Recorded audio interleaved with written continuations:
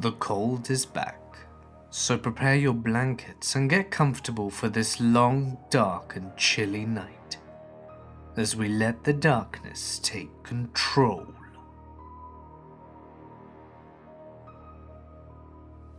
So my uncle is an avid outdoorsman, with a bit of hippie wanderlust. He did the Peace Corps twice, once in Kenya, and another time in Egypt. He's seen some stuff, some creepy stuff in those countries, including weird rituals and the aftermath of some murders.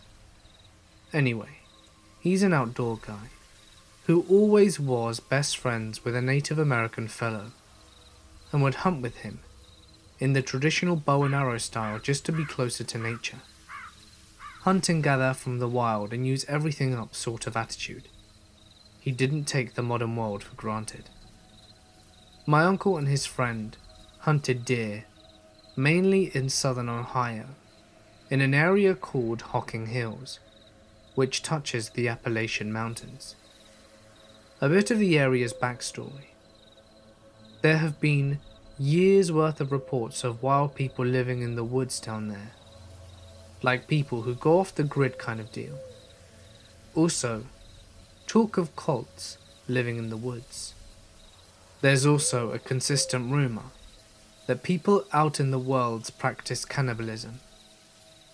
Rumor got invigorated by the reports of some backwoods person coming into one of the local towns, smashing a bunch of stuff, and later being diagnosed with advanced mad cow disease, but for people. Basically, a misfolded protein starts multiplying in your brain, and it eats away in your neurons, making your brain look like Swiss cheese. Funny thing about getting prion disease, as it's called, is that you can get it by eating the protein of your own species. Cow eating ground up cow in their feed, or human on human cannibalism, particularly brain matter. Of course, it can happen when the same species eat each other, and then eating that infected animal, and human can get it. But yeah, woods, cannibals, disease stories. So my uncle and his buddy are taking advantage of a brilliant full moon and a clear night to go out and set up to hunt some deer in Hocking Hills. They hike way out into the deep woods late at night and set up their perch and hut high up in the trees near a pine grove clearing, so they'll have some good visuals of the ground below.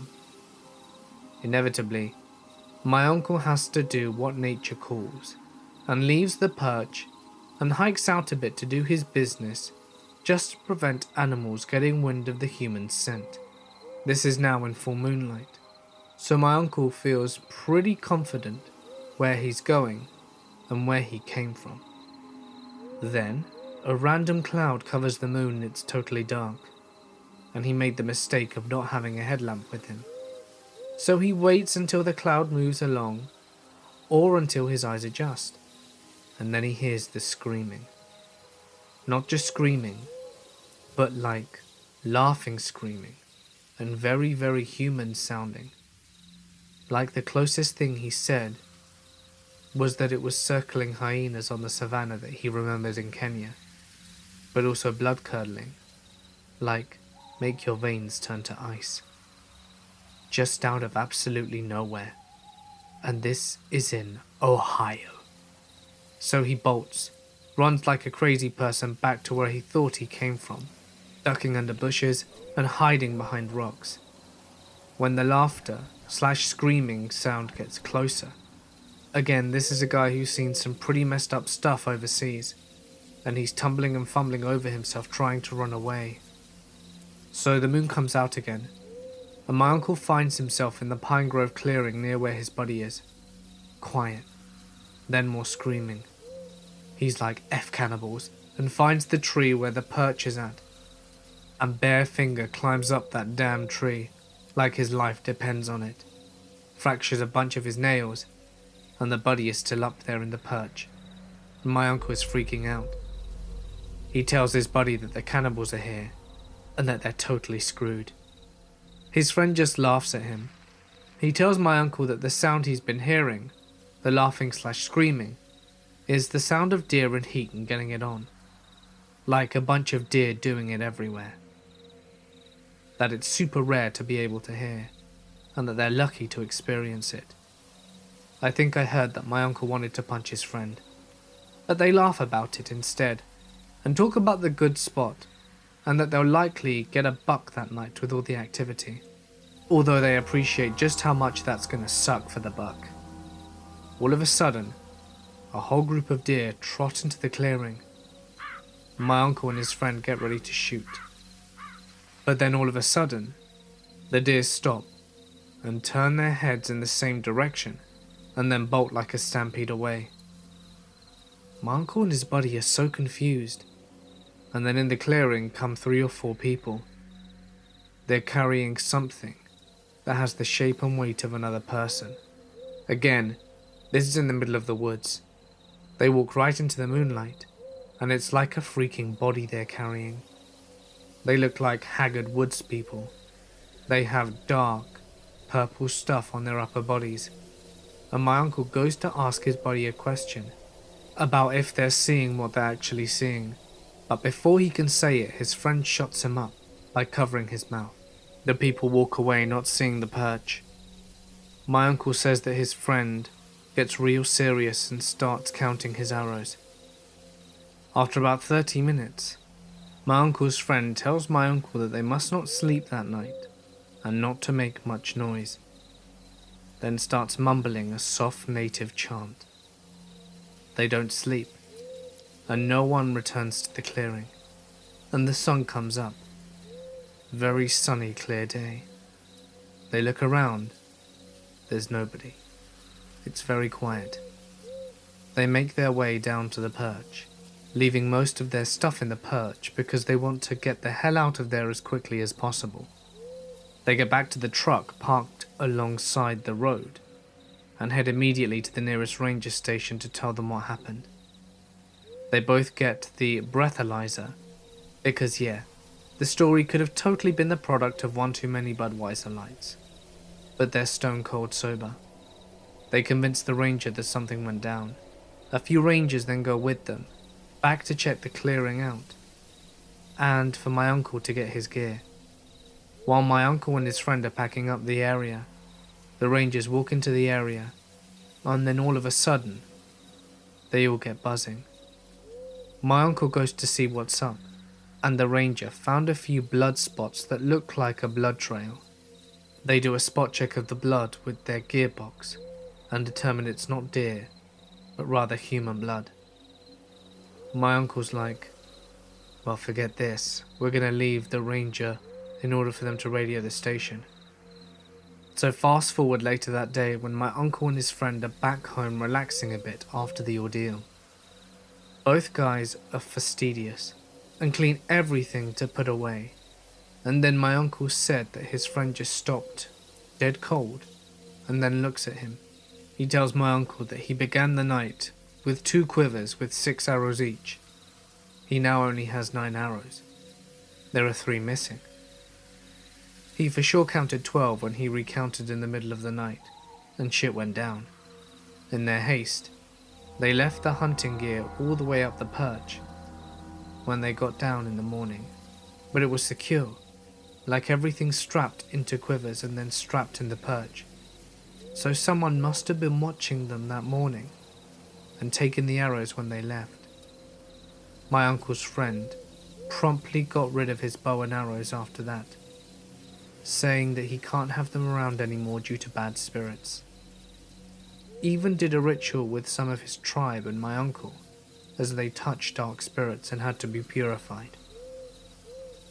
We later learned that the blood ended up matching some missing persons case. My uncle and his friend were questioned again. They never found any kind of human remains anywhere near where the blood was originally found there. They even brought in dogs from what I heard. Said missing person never became found again either. My uncle was told that a possible homicide can't be proved or considered because it was just him and his friend in the dark one night from far up in some trees. Besides that, there was no evidence found. That's why there wasn't any crime. So, mystery. But my uncle is convinced that what he heard that night running back from when he went down to go to the toilet was probably more than just deers doing their thing. Suffice to say, that was the last time they went into Hocking Hills woods for deer hunting. They were also banned from considering going to Hocking Hills for family day hikes. To this day, I'm super wary of hiking anywhere in the Appalachians. This is by far the most creepy thing that has happened to me to date.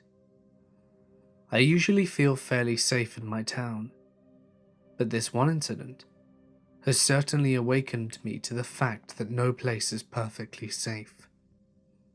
It was this New Year's Eve just gone, when my friend called me and asked if I wanted to go to the New Year's Eve festival at the beach with her and her boyfriend. Being the kind of person who normally just stays at home and does nothing special for this particular holiday, I of course agreed.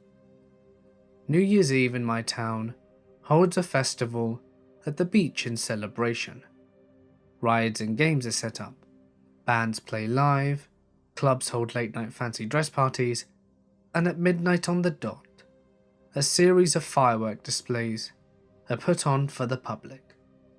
Normally thousands of people turn up, so the beach can get quite loud and crowded, but it's still a pleasant atmosphere all around. Before hanging up, my friend Jess asks me if I will pick up her and her boyfriend Tyler on my way to the beach. She also lets me know that one of our other closest friends will be coming along, and that we should go straight to her unit so that we can all walk down to the festival together. I told Jess it won't be a problem, and then go get ready. After about an hour I'm ready. I do not yet have my license, so I need to ask my dad if he will pick up my friends and drop us all off. He agreed, and it only takes about 3 minutes to drive to my friend's place, and then a further 10 minutes to drive to my other friend's unit. My other friend Hayley lives in a small 2-bedroom unit with her mother, and the unit is right next to the beach, and it only takes around 5 minutes to walk down to where the festival takes place. When we arrive, she is already outside waiting for us, standing on the balcony and enjoying the sunset.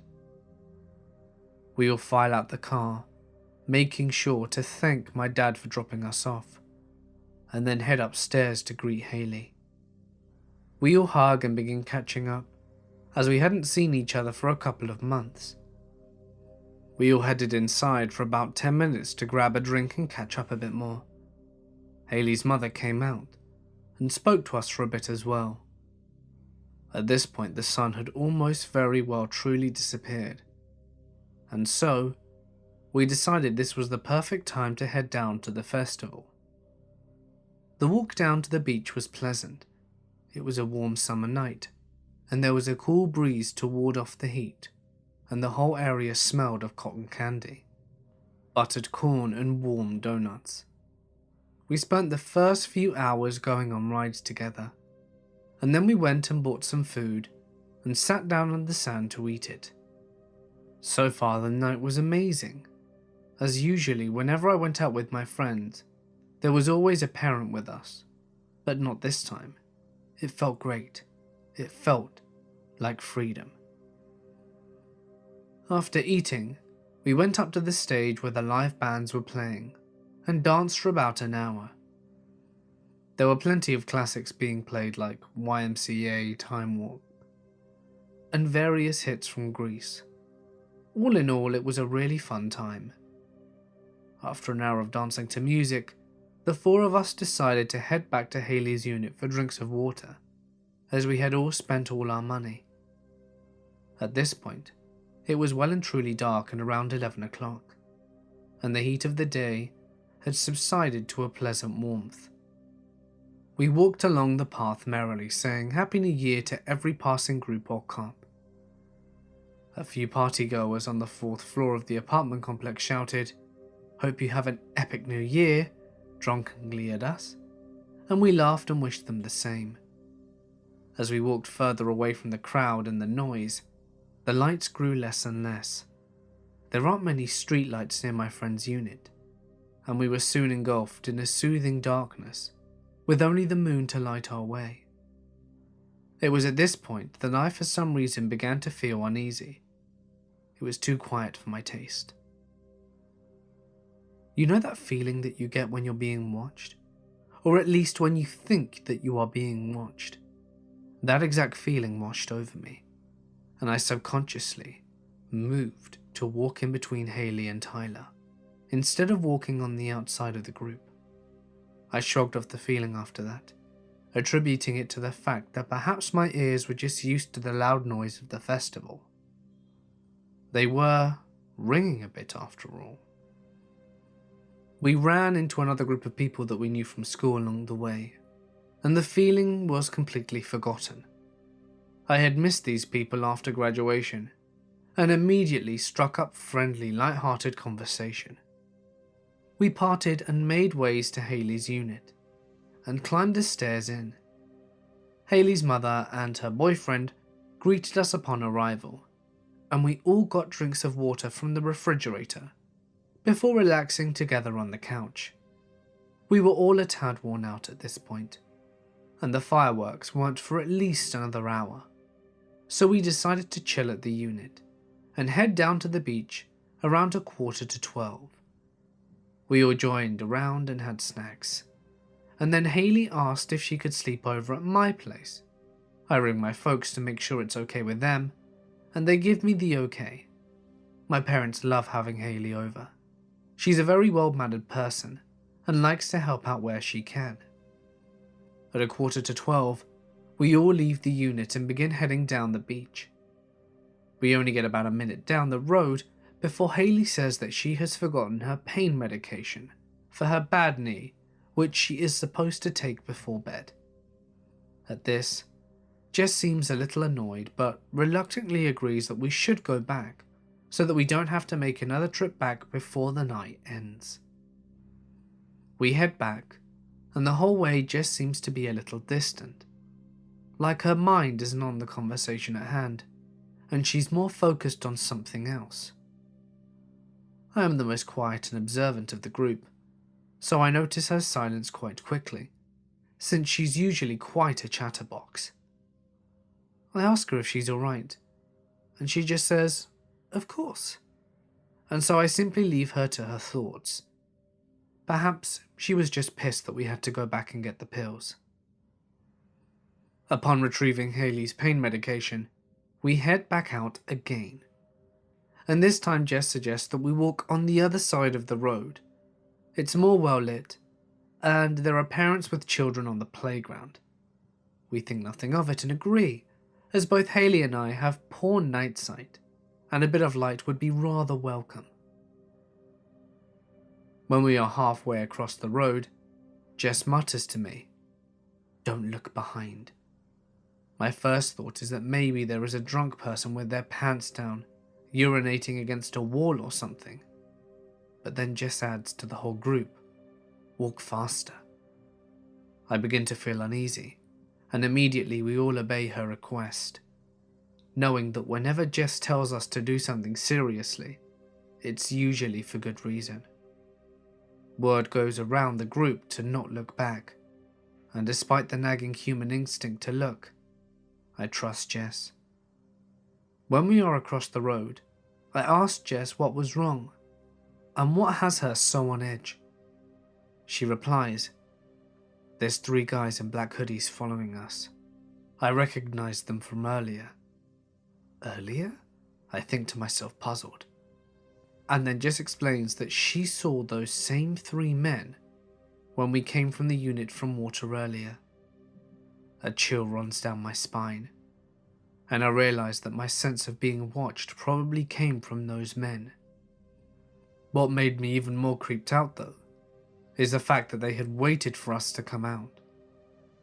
Unable to resist, I glance sideways out of my peripheral vision, and my heart hammers into my chest when I notice the 3 men. They are indeed rather pointedly following us and having their zipped hoods all the way up to their chins. This would not be so unusual if it weren't for the fact that it was quite hot at night and there would be no need for a hoodie or any other kind of jacket. They were also wearing bandanas over their mouths and noses, and I couldn't make out either of their facial features, and this scared me. Jess prompts us to not look again and suggests that we walk even faster, so we do so. Despite the fact that Haley, Taylor and I are all tall and strongly built people. I should mention now that we're 18-year-old females, and despite my build and reasonable strength, I understandably wouldn't want to tangle with 3 big, unknown men, dressed in all black with bandanas covering their faces. It crossed my mind that they probably thought we were good targets. Jess was short and thin. They most likely heard that Haley needed pain medication, and I walked with an obvious limp, as I have arthritis in my right knee, and Tyler had his hands full, being the pack yak, as they call it. Despite Jess's instruction, I can't help but give the occasional glance at the men, and of course they continued to follow us. They had even increased their pace to match ours, and kept looking over at us. I think they meant to intimidate us, as they made it quite obvious that they were staring. I ceased to look after realizing that they could probably tell we were keeping an eye on them, and instead opted to use my keen hearing to make sure they stayed across the road. I wasn't fond of this, as they could have had a knife or gun or anything. If they suddenly sprinted at least, we wouldn't be prepared. But I didn't want to provoke them more by staring. I am not a fast runner, and my stamina leaves much to be desired. At this point the path ends and gives way to bushes and shrubs. The brushland is quite easy to go around, but doing so would mean going closer to the unknown men following us, and none of us wanted to do that. So we all make an unspoken agreement to take a shortcut through the bushes. The bushland doesn't go on for very long, and it would take us straight to the festival where we could quite possibly lose these men. We head into the bushes, taking care to stay together, and watch for snakes, as summer is the season when the snakes like to come out most, especially at the beach. It's Snake City. About halfway through, we all recognize the sound of dried grass and leaves crunching underfoot, and then we hear rapid, heavy footsteps. We all broke into a sprint, not daring to look back at that point. We didn't have to look to know that those men were chasing us, and their confidence of going after 4 fully grown teenagers pretty much assured me that they were armed with weapons of some sort. We were not armed with anything, and quite frankly, we were all so spooked that we couldn't think straight. Our only instinct was to run as fast as possible. We made it out of the bushland, raced across the park, and slowed to a jog when we reached the crowd. We didn't stop though, but we steadily slowed to a hurried walk. I looked over my shoulder and recognized the 3 unknown men lurking across the car park. Moonlight glinted off the surface of a metallic object in the taller one's hand, and I immediately felt ill. We hurried down to where the biggest crowd was, gathering on the sand in preparation for the fireworks, picking a spot between 2 large groups, and we settled down and caught our breath. Funnily enough, all 4 of us have asthma, which we often joke about, saying that we found each other and bonded because of it, and we were all panting quite heavily. Tyler and I have it a bit worse than Jess and Haley, and you could hear us wheezing as we panted. Soon, the fireworks started, and we had all calmed enough to somewhat enjoy them, although the unknown men were still in the back of our minds. Our original plan had been to leave before the fireworks were finished, so that we could avoid the big crowds, but instead, we opted to leave with the crowds, and we walked down the road to the bigger car park where my dad was going to pick us up, making sure to stay around people. When we reached the car park, I called my dad, and he said that he would be there to pick us up in around 10 minutes. And after hanging up, I sat on the side of the path with my friends and waited. 5 minutes passed, and, bored, I decided to look around, as there were many bustling crowds making their way to their cars. There was a bit of a traffic jam too, as many cars were trying to leave at the same time. I looked across the road and realized, with a jolt, that 3 men in black hoodies were just there, half hidden behind a tree where there was no light. Even though I couldn't see their eyes, I could tell they were staring right back at me. They knew I'd spotted them.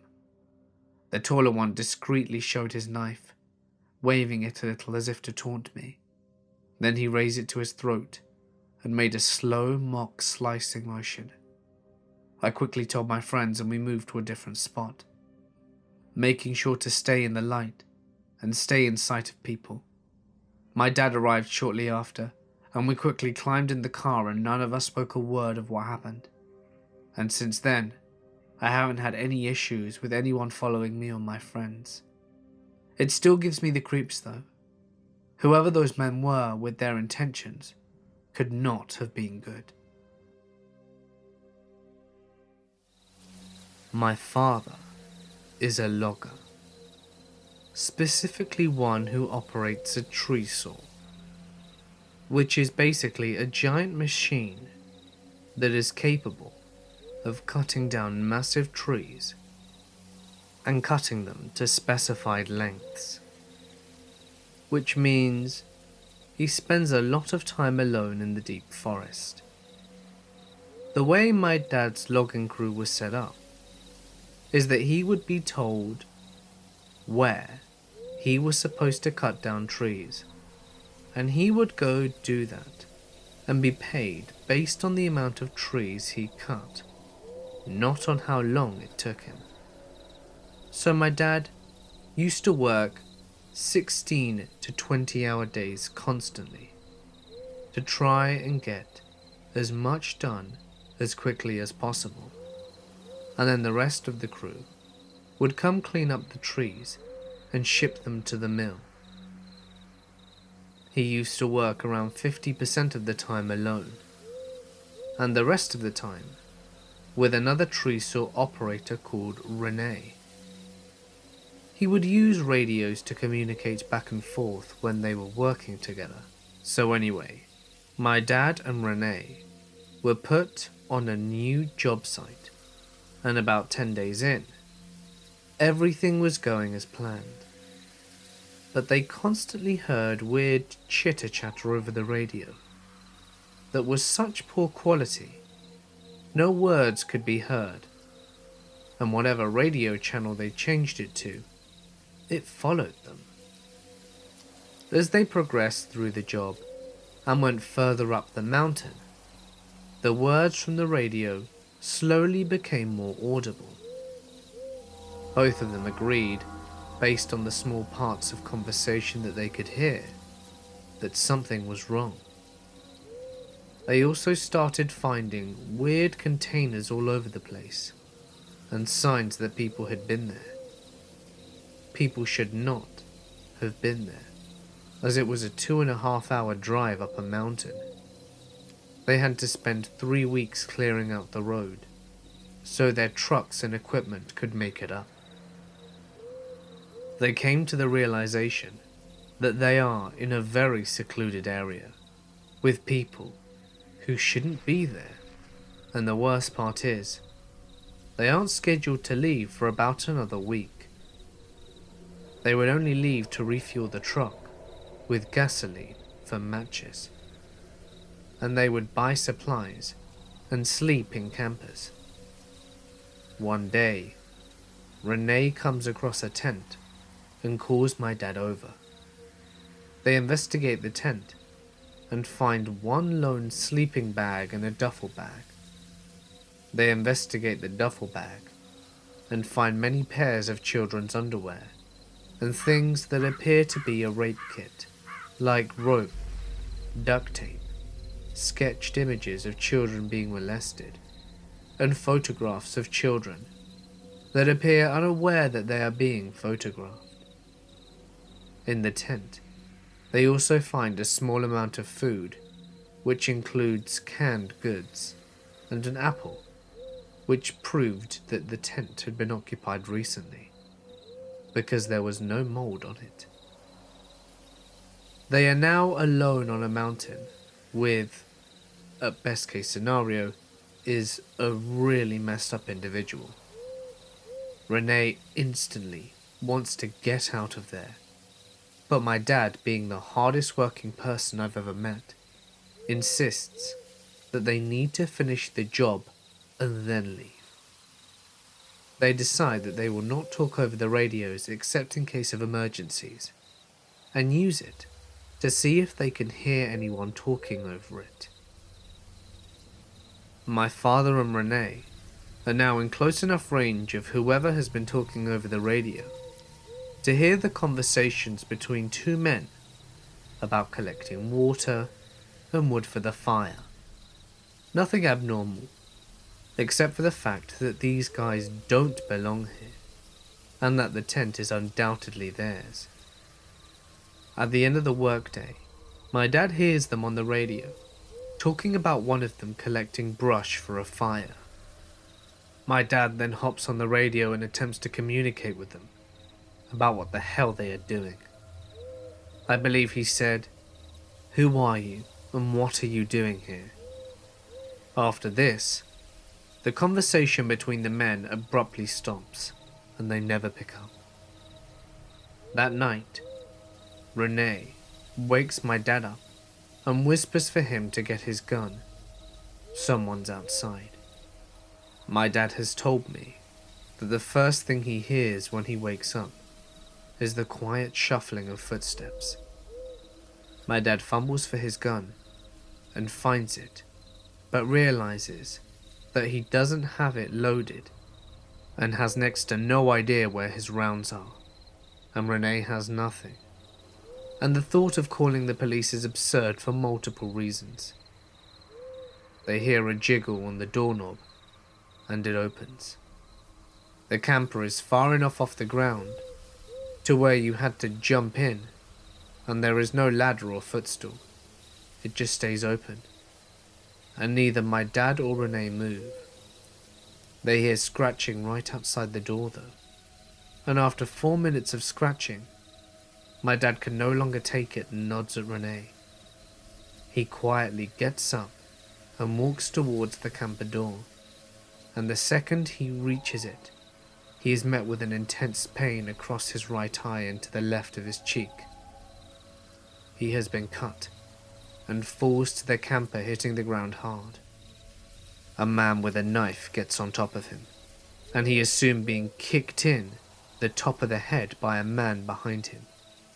Renee leaps off the trailer and manages to get the man off my dad, and my dad gets up and realizes that the second man without a knife is running away, and the man with a knife is scrambling away from Renee and starts running alongside his accomplice. My dad and Renee get into the truck and drive to the nearest hospital to treat my dad's cuts, and later report the events to the police. They both quit their jobs, and 2 weeks later, as the rest of the logging crew was finishing up the job, one of them was found gagged, bound, raped, murdered, and thrown into a ditch. No one has been convicted of these crimes. To this day, my father can hardly see out of his right eye, and the pupil is disfigured and looks more like a cat's eye than a human's. He suffers from PTSD and hasn't slept a good night's sleep since. I am a fairly small girl, although I pretend my 5-foot-tall self isn't afraid of anything. I have facial piercings and brightly coloured hair with an attitude to match. I started working at a gas station in one of the smaller areas of my city in March of 2013. I was 19 and absolutely loved my job.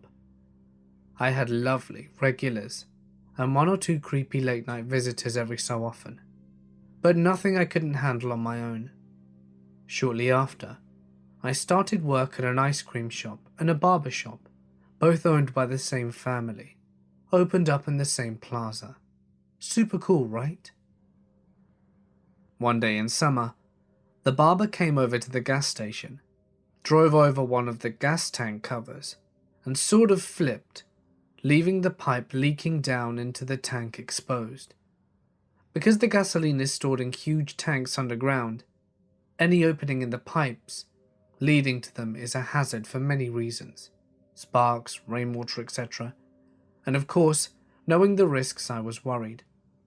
I walked out with him to the crowded parking lot and noticed he was looking at me funny.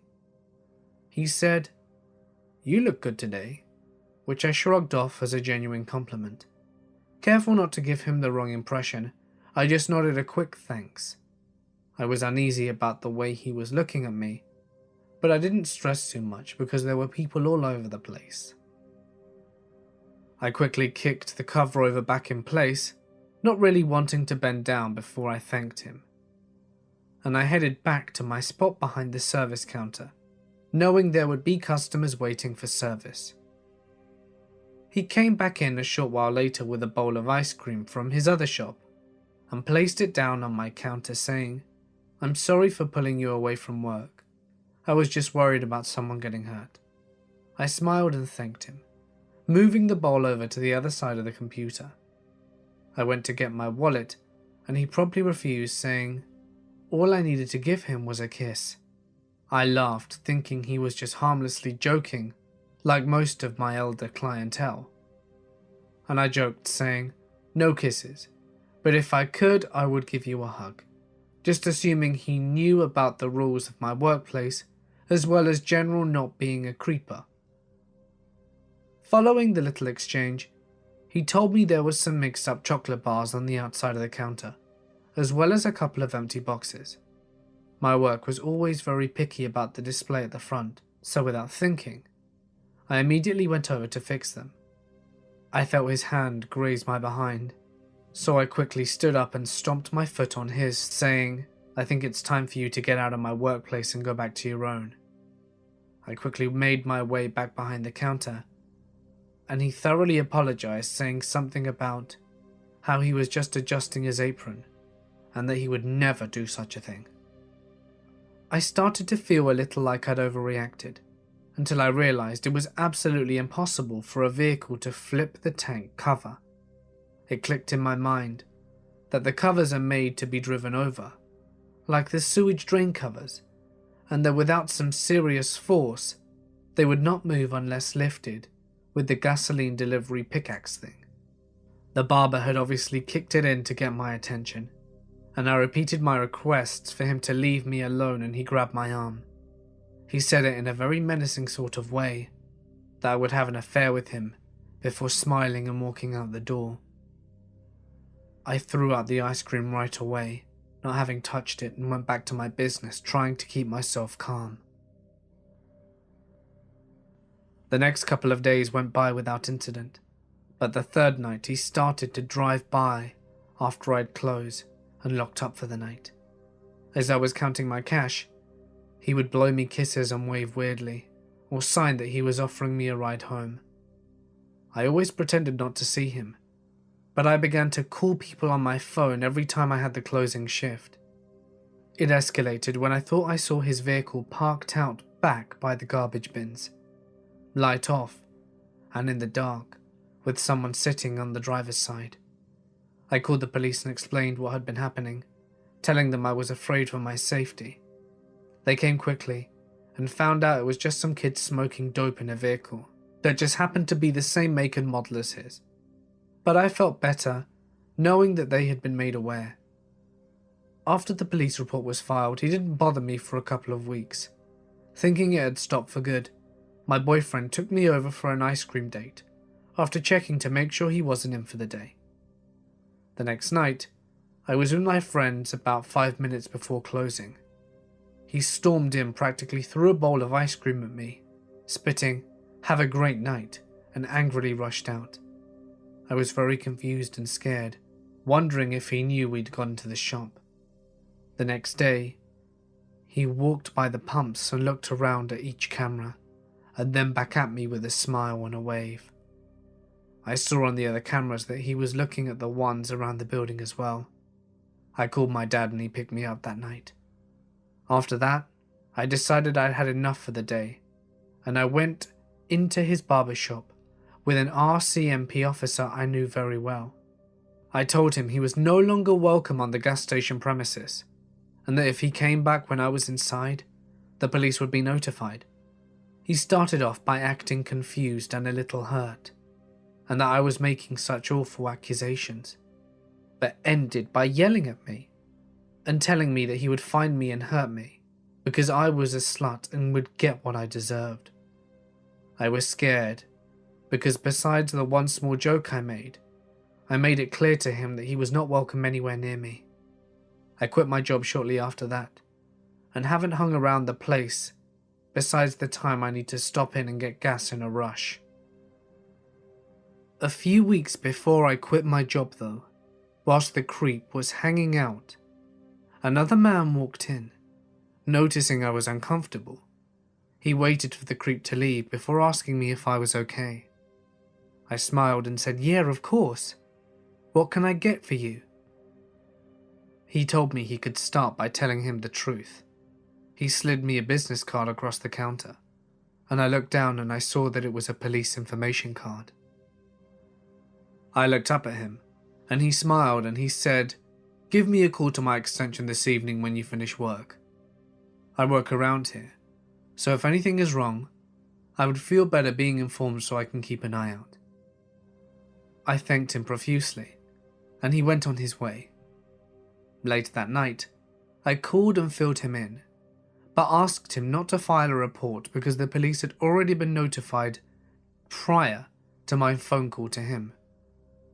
The next day, he came over to my house to take another statement and give me information for what I should do, like press charges or try for a restraining order, as well as give me case numbers and other pertinent information about the creep. He met my dad, and they talked about being a police officer for a while, and then we all sat down to discuss the situation. My laptop background was a slightly sexy Halloween photo of my boyfriend and I, where I had my leg up a fake gun and was dressed up as a sexy Eagle Scout. I completely forgot what my background was since my laptop had sat unused for a couple of weeks, and he made a lewd comment about not wanting to see any of my homemade videos that my boyfriend and I had made. It made me feel quite uncomfortable, but I shrugged it off. I quickly opened a Word document and wrote down what he told me, whilst Googling the barber and giving him information on what I was finding. It turned out that he was in a lot of trouble for fraud, theft, and a few other things. After a few weeks, I told the barber to stop coming into the store, and it led to a rather huge altercation at his barber shop, so I decided to just drop it. It wasn't worth the anxiety it was causing me, but I kept talking to the police officer, who would drop into my work or send me a text every so often to ask me how I was doing, and if everything was okay.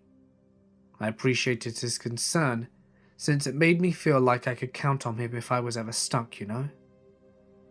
A few months later, he sent me a text asking how I'd been since leaving the gas station, and how school was. He told me it had been so long he didn't remember what I looked like. I just said, "I'm still an angry punk rock metal lady." And he said, "Aw, send me a photo." I felt really uncomfortable, so I never replied, deleting the conversation and going about my daily activities.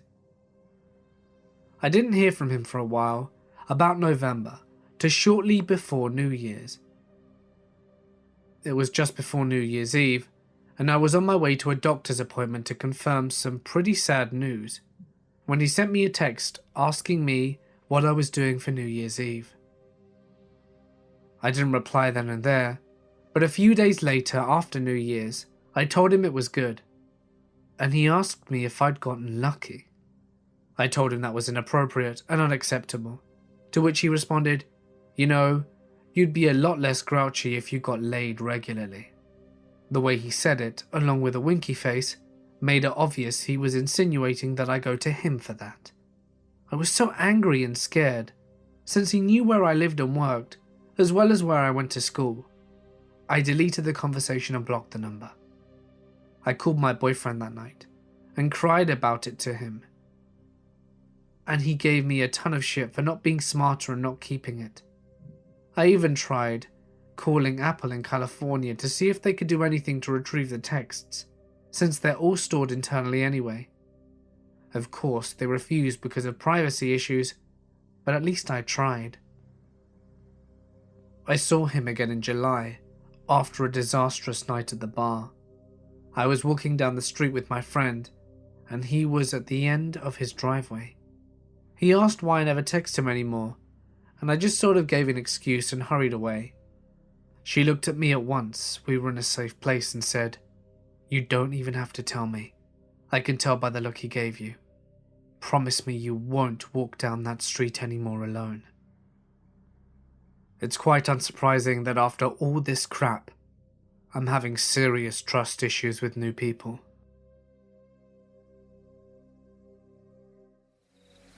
I have been hiking since I was a kid, so I have a number of stories. The most terrifying one happened to me when I was 16. I just got my license and I decided to go on a 3-day solo hike. On my second day, I was stopping at a river to collect and purify water. When I was getting my water, I heard what sounded like a wind chime on the other side of the river. On the other side, I walked back about 20 feet and saw probably about a dozen small houses made of sticks, bark and logs. The houses were only a couple of feet big, and I kept walking on a path that the houses were on, and it led me down a small hill. At the bottom there was a house, made the same as the others but full size. Attached to the front were the wind chimes. From afar, I saw animal pelts, and I assumed the guy living there hunted them and just had the pelt on display. But when I got closer, I saw they were whole rotten carcasses. I got out of there, grabbed my bag, and hiked through part of the night just to get away as quickly as possible. I couldn't really sleep.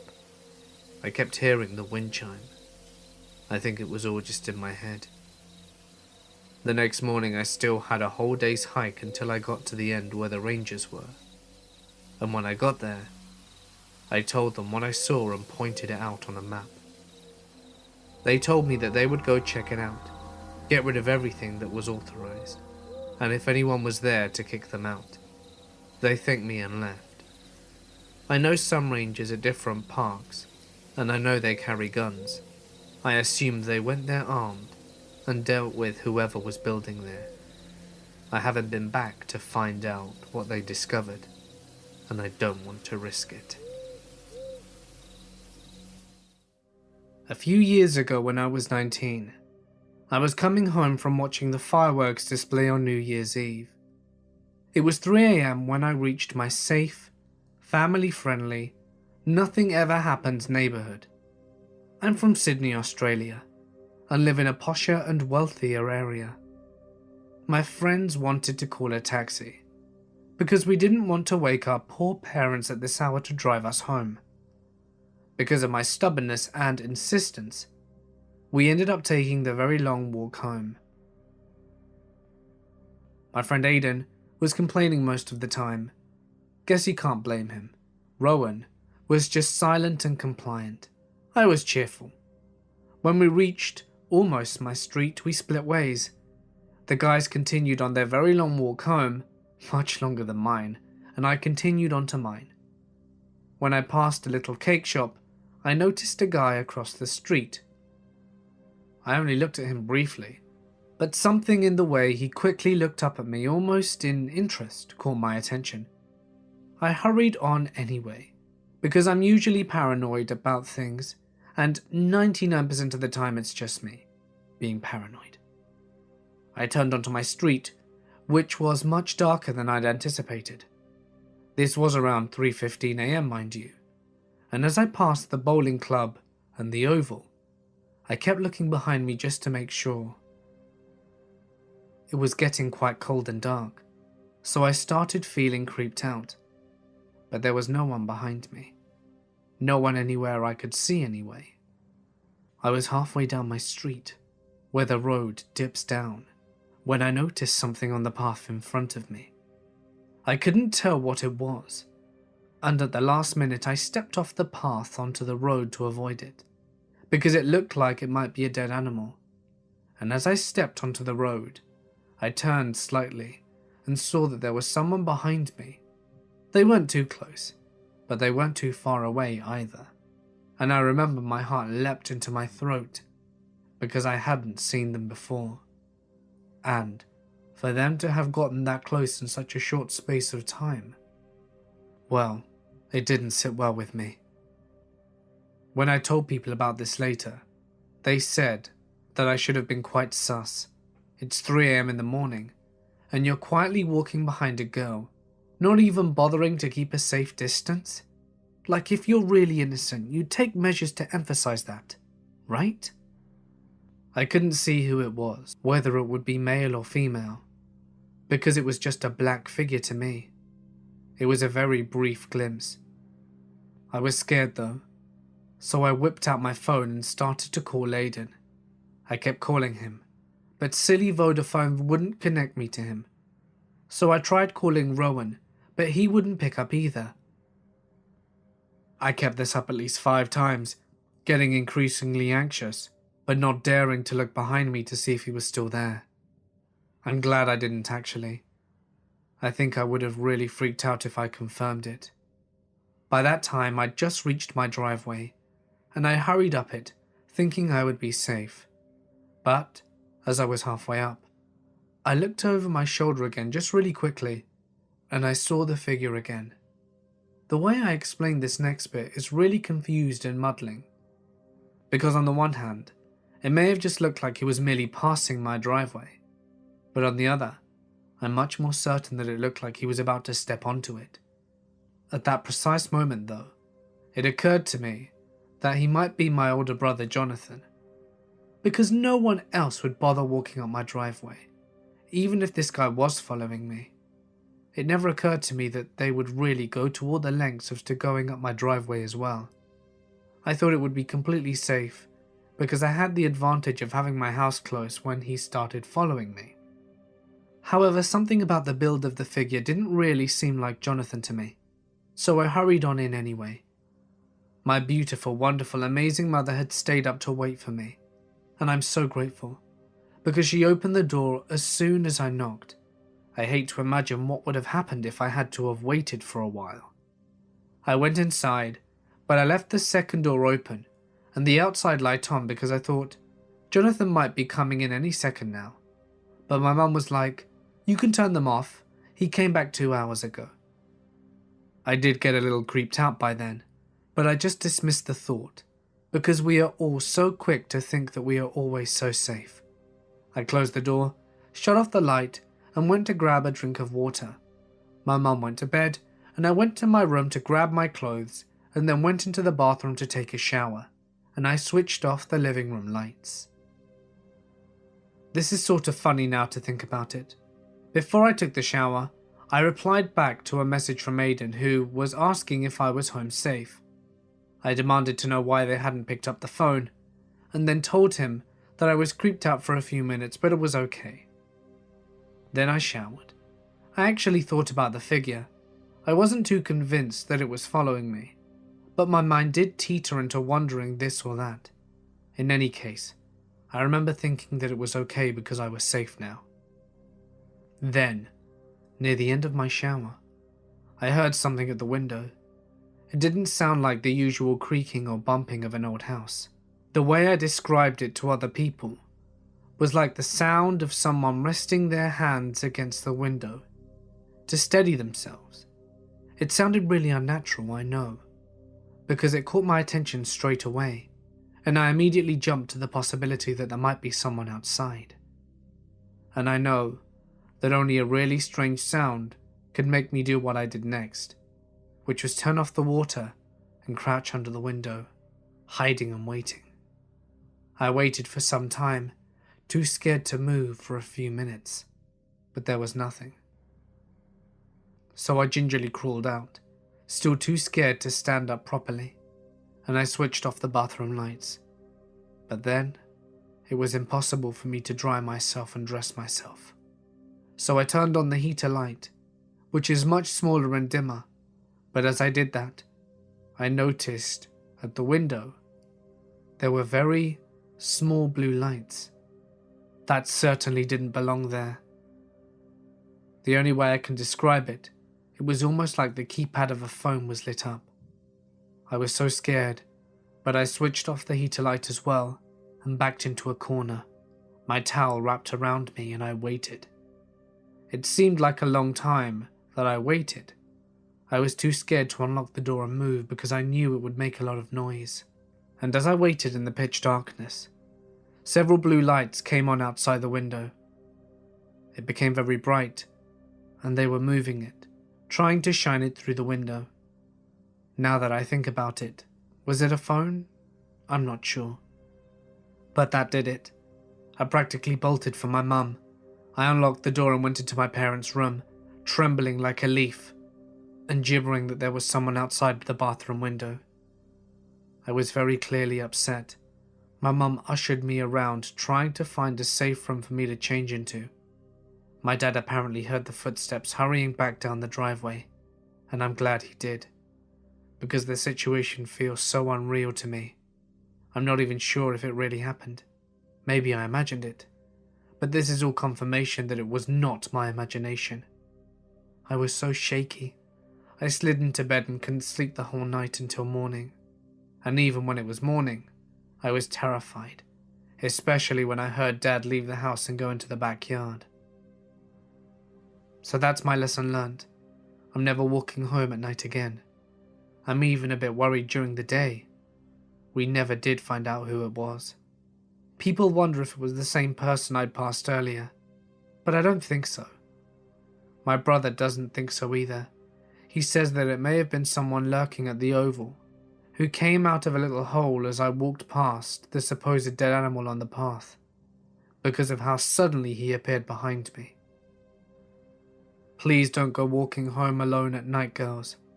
It only takes one moment for you to be in the wrong place at the wrong time, and it can go very wrong indeed.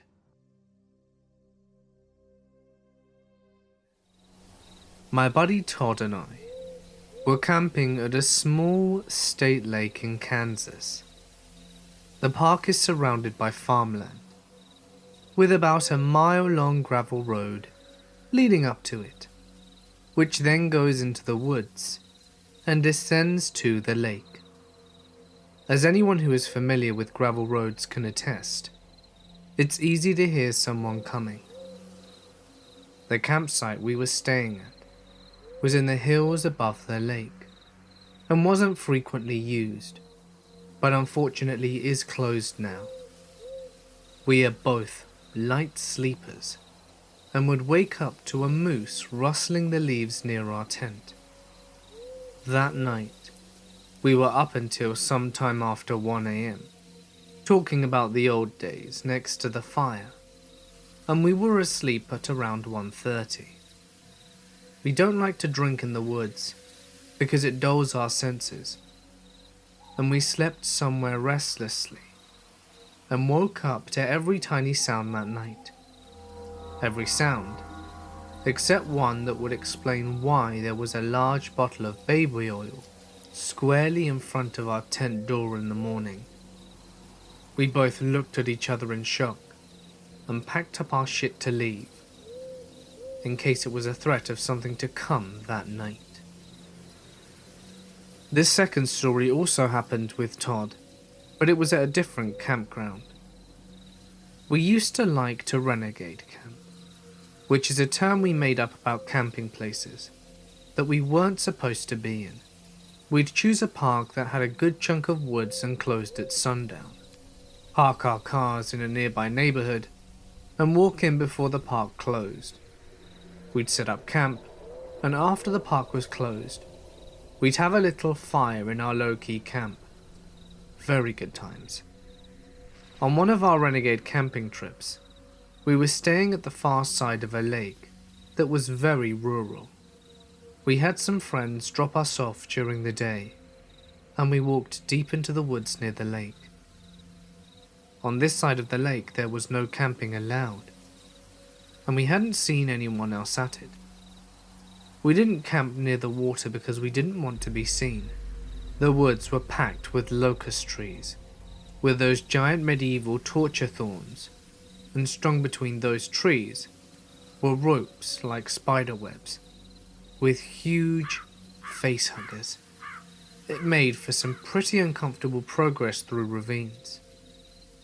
By the time we set up camp, we were pretty jittery from the hike, and a little bloody from all the thorns. When we finally made it to bed that night, we still had the creepy crawlies, and felt like there were spiders on us constantly, so it took us a while to get back to sleep. At around 3 a.m, I was awoken by a hard, flat slap right across the middle of my bare chest. I woke up shouting, "What the hell?" And Todd was screaming, "Spiders! Spiders are everywhere, they're all over us!" And he started frantically trying to get out of the tent, whilst wildly swinging around to get the spiders off. He was brushing his body like they were all over him, and taking wild swings at his sleeping bag and mine. I was freaking out and flailing at everything, trying to get a flashlight to see what the hell was going on. He managed to get the tent door unzipped, and had taken 2 steps in his tidy-whities, and I started yelling, "Todd, you're gonna run into the thorns!" And then he stopped and turned around and slowly said, "Mike, why am I outside the tent?" Like, what the hell? You said there were spiders, I thought. And he replied in a very calm voice, "They're gone now," and turned and slowly started getting back into the tent. I'm panting like I'd run a marathon, and high as hell on adrenaline, as he calmly gets back in his sleeping bag. I shook him and said, "What the hell? What was that?" He acted like he'd just woken up. Turns out, I was missing one crucial piece of information. My friend Todd was taking a new medication, and that had the potential side effect of night terrors. After a few minutes of speaking about what had just happened, I calmed down a little, and then, off in the woods behind us, we hear, "Todd! Where are you going, Todd? You're going to run into the thorns, Todd!" There was dead silence. We couldn't even breathe.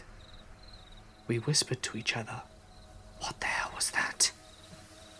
Then we heard the same voice from behind us at a different angle.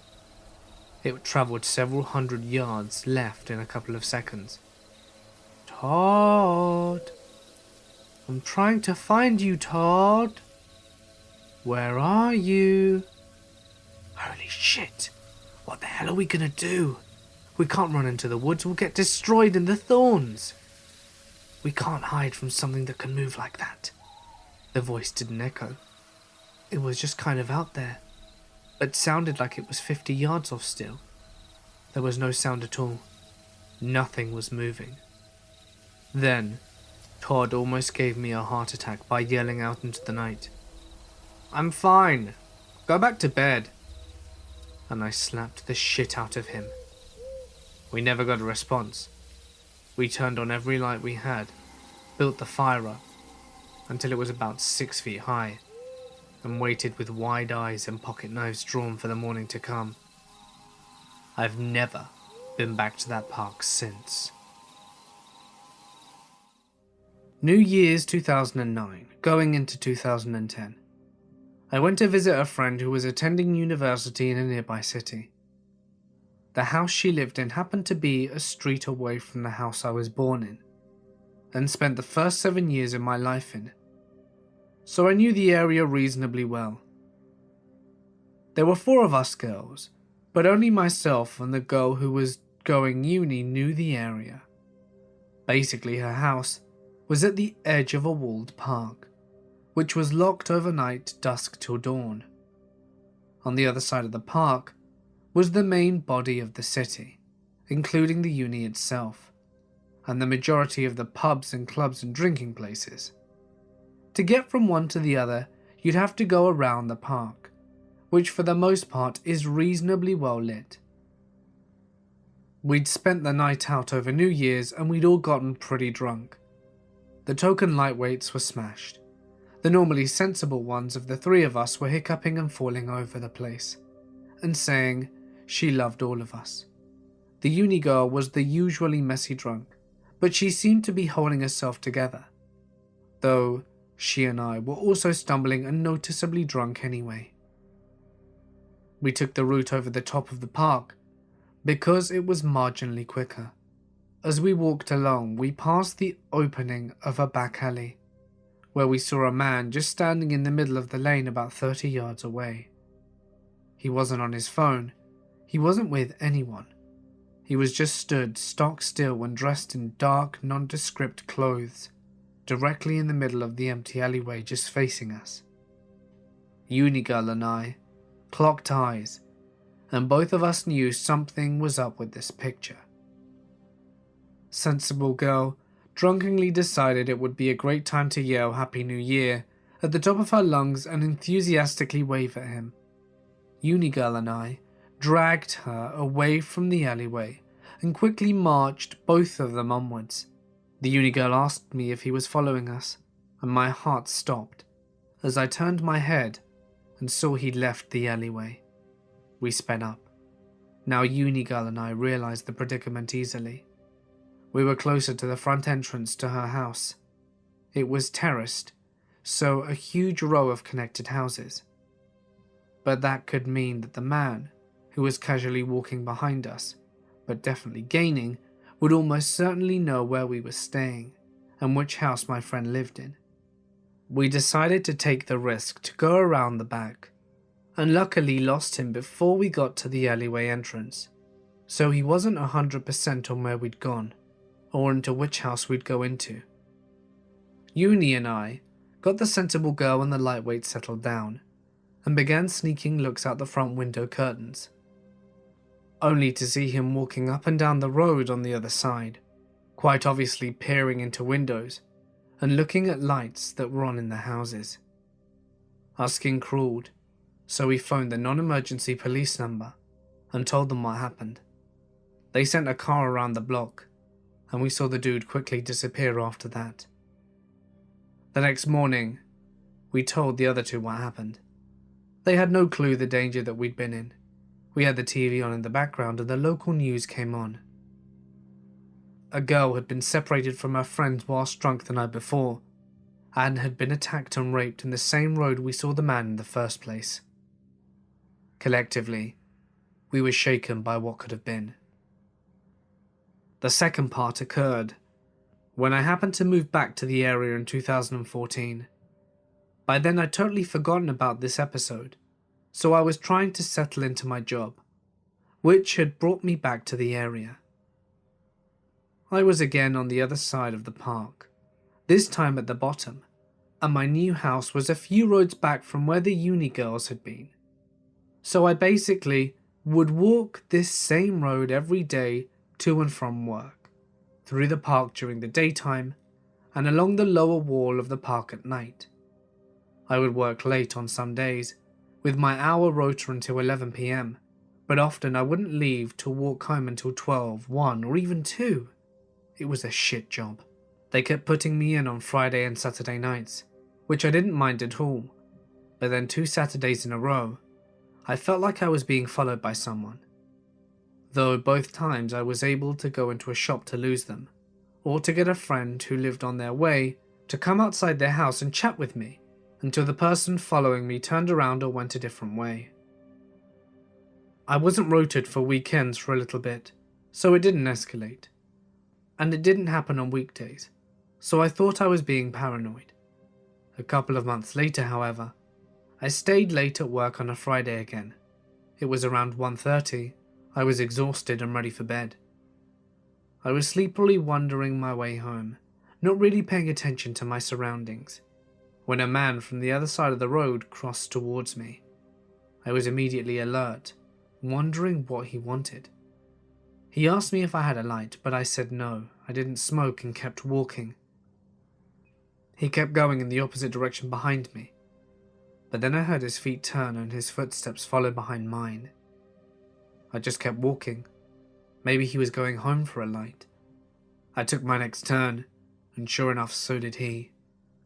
We were walking alongside a fairly busy main road, well lit, which had cars going next to it every few minutes. But I was about to turn into a much quieter residential area, where the lights were less frequent, and there wouldn't be cars going past unless going into a house. Not wanting to be paranoid, I decided to do a test on whether this guy was just innocently heading home or actually had another purpose for turning around behind me. This was, by the way, when my brain decides to remind me that we are literally walking right past the house where the first incident occurred. I turned into the residential area. The first building on the right is a funeral home, which has 2 carports in the back where they keep the hearses. I scooted down past the house, barely not breaking into a full-on run, and I hid in one of the carports, sticking my head out of the shadow to watch if he'd first follow me into the residential area, and secondly, if he'd just walk straight past the little alley I was hiding in. Sure enough, he turned into the residential area. He walked halfway across the alley opening, then visibly began searching for me in the 2 directions I could have gone. If I'd have kept walking, I would have been very visible. Instead, he gave up after a few seconds of just walking back and forward. He shrugged his shoulders and began walking back from where he came. I went home, shaken by what I'd seen, and asked my bosses if I could possibly not work late Fridays and Saturdays, because I'd been followed recently on 3 occasions. Their response was that it would not be possible to get preferential treatment, and so, if I wanted to be safe, they recommended I take a taxi, which they wouldn't pay for and would cost me an hour's pay for a 2-minute drive, as I lived only a 12-minute walk away from my workplace. Needless to say, I quit shortly after. Last summer, my boyfriend and I went camping in some nature preserve in Pennsylvania. I can't remember the name of it. It was pretty primitive camping. No cell service, and we saw 2 other people there in the entire place. It was huge, so it was pretty empty. My boyfriend immediately said these 2 people seemed off to him right away. I don't know if they had anything to do with what happened that night, but I'll describe them. The first person was a woman who had her truck parked off the trail and had the hood open. I don't really notice these types of things, but my boyfriend said it looked to him like she was waiting for someone to pull off beside her and offer to help with her truck. Normally my boyfriend is the type to at least offer to call someone, but he said that she skeeved him out. He didn't even want to draw her attention more than was necessary. The next person we saw drove by several times whilst we were setting up. He just kept driving by slowly and looking at us. I didn't even notice though until my boyfriend pointed out that he'd already done it twice before. Whether these 2 people had anything sinister going on or not, the real story has to do with what woke us up at around 3 a.m. It was incredibly loud and sudden. I couldn't describe it or even compare it to anything, but my boyfriend said that it sounded similar to a chain gun revving up, or someone using a large tool to scrape gravel. My boyfriend jumped up and looked out the little window of the tent. The sound happened again, again, and again, and it was getting noticeably closer each time. I was about to piss myself, but my boyfriend told me it was probably miles off. I didn't question this because loud noises can be heard from miles away, right? Well, later my boyfriend told me that he said this to me in order not to scare me. It really sounded like it was coming from right down the little dirt road. At one point, he said he suspected it was right in front of our campsite. The only reason he didn't tell me to get out and dart for the car was because he would be afraid it would be someone trying to scare us out of the tent for some dreadful reason. When he whispered, I should have noticed he was whispering and knew something was wrong, since otherwise he would have just spoken normally, right? He would have told me to go back to sleep. However, I couldn't because every little sound I heard outside I thought was someone sneaking up onto the tent. Eventually, my boyfriend told me to get out and help him pack up. It was about 20 minutes perhaps after the sound stopped, and he held onto our only weapon, a machete, in front of him.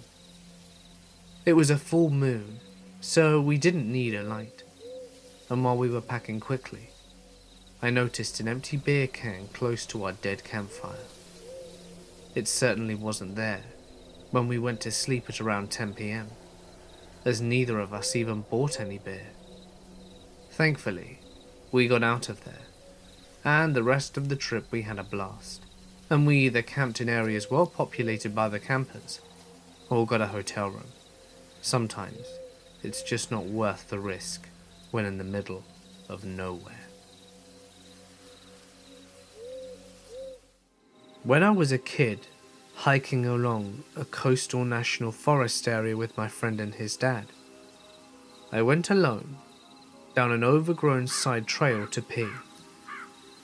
I noticed a stench from the main trail that we figured was a dead animal somewhere that was nearby, but it was getting more powerful as I went a short distance down that side trail. I stopped at a tree to do my business and found some trash scattered at the base of it. A cardboard sign leaned against it that read, "Come and find me," with an arrow pointing further down the overgrown trail. At that point, the stench was so powerful that my nose was starting to burn. I couldn't pee, with my mind freaking out, with all the kind of images of what the hell could be further down the trail. So I went back to the main trail and didn't say anything to my friend or his dad about what I had seen until I couldn't hold my pee in anymore, and asked his dad to stop again so that I could pee. When we got back to town, he called it in to the local sheriff. I don't know what they found, if anything, but I can't help but still imagine some suicidal man's corpse or a bunch of dead animals a budding serial killer slaughtered and arranged somewhere down the trail.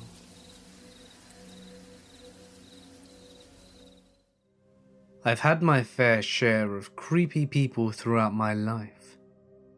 Bucharest is a city where things like this rarely happen.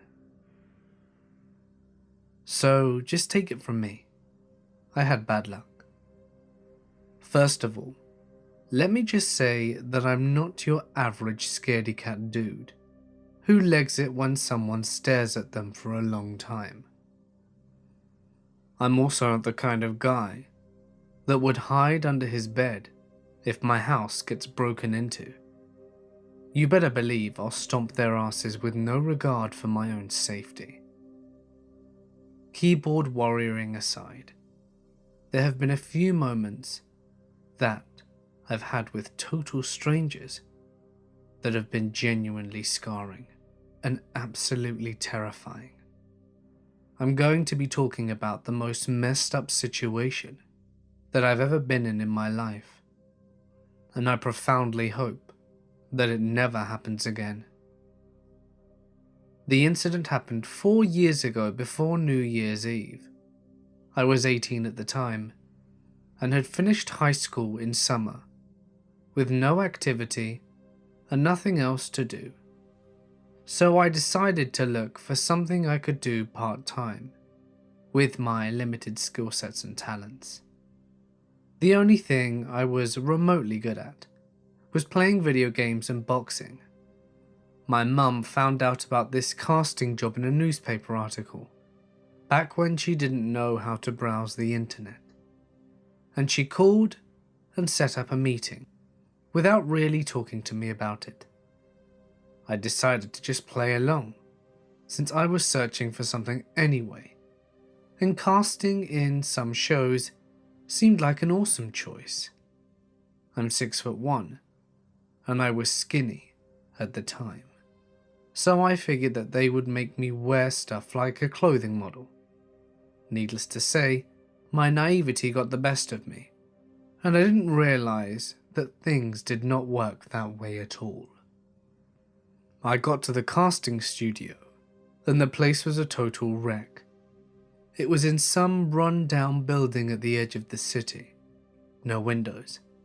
The bricks in the walls were cracked, and the withering vegetation was getting a hold of the whole place. It was also strange that there were no people around. But I figured that since this was the city's edge and all, then it should be a normal sight. I realized that there was no front door, so I went down some stairway on the far end of the building, which led me to a rotten wooden door. There was no handle or anything, so I didn't even know if I should try and push or pull it with the tip of my finger somehow. I decided that it must be the wrong place, so I called their number, which my mum provided me with, and somebody answered. It was, well, she said she was a woman, but I thought she was a man at first. See, she had such a low-pitched voice. She was very sweet and patient with me, and told me that this was indeed the building, and that I should go in. I should try to hold the door and push on it a bit, and then pull it towards me slowly, so it wouldn't break the hinges, and not to be afraid when I go inside, because it's going to be pitch black. Apparently there's no electricity in the area, so I just needed to go forward until I felt another door, and that was going to take me to another hallway which was completely lit up, and then take me into their office. Now hold up. What kind of insane dumbass do you think I am to do this? I've watched too many horror movies to know that this is all kinds of wrong. The lady on the other side gave me a brief explanation of why the office was like this. Apparently, this was an apartment complex built in the 60s, but it got really wrecked after the '77 earthquake, which killed quite a lot of people, because some of the pillars on the second floor were really unstable beforehand, so they had to close it, and no one has really done anything with it since. Since the casting company was really low budget, they couldn't afford to have a nice looking office, and to be in a good looking place, or at least a safe one. One thing I found sketchy is that somewhere in this conversation she said, "You're alone, yeah?" I thought this was a bit strange, as if she could see me somehow. Her story seemed legit though. I closed the door, opened the rotting door, and sure enough, darkness. I should point out that when I pulled the door towards me, there was a chair in front of the door, probably to block it from collapsing inwards, as it apparently swung both ways because of its state of decay. I activated my phone flashlight to look around, and it was just really empty. There were a few chairs in a corner, and a dirty white ragged looking tarp on the ground next to them. The door in the front had the same aspect of the rotting wood. I figured that they would at least renovate that one to make it look more appealing. I pushed the door gently, and it opened with a very loud creak. I think I should have pulled it, but this one didn't have handles either. Everything was still dark. I started questioning the system that they use and the fact that they're not professional. The lady told me that the hallway would be lit up, yet it wasn't. With my phone light still on, I scanned the room for clues as to where the office might be. I know how this must seem to you, listener. How did I not pick up on this incredibly sketchy situation? I'm just used to this. In the past, me and my parents didn't have light sources in our backyard. So whenever we needed something from the pantry, which also didn't have a light source, we would be in total darkness. This whole thing was getting on my nerves, so I deactivated my flashlight and decided to call the number again. As soon as I put my phone to my ear and the light it emitted turned off, I heard a loud creak behind me. The sound of the rotting door I pushed out earlier getting back into place. I jumped at the sound and let out a sharp yell. I instinctively put my phone out, but the light the dial screen was emitting was too weak to see in front of me. "Hello?" I asked in a worried voice, but there was no response. But in a second I could hear the dial tone from my phone, and I hear a Nokia ringtone, the piano one, from the other side of the room from where the door had been closed. I stay silent for a moment, and the ringing stops. I have never been more horrified in my life. I crouched down and started moving along the wall to my left, as quickly and quietly as possible. I hear very faint footsteps coming from my right, but I couldn't tell if they're coming towards me. I formulated a very basic escape plan in an instant.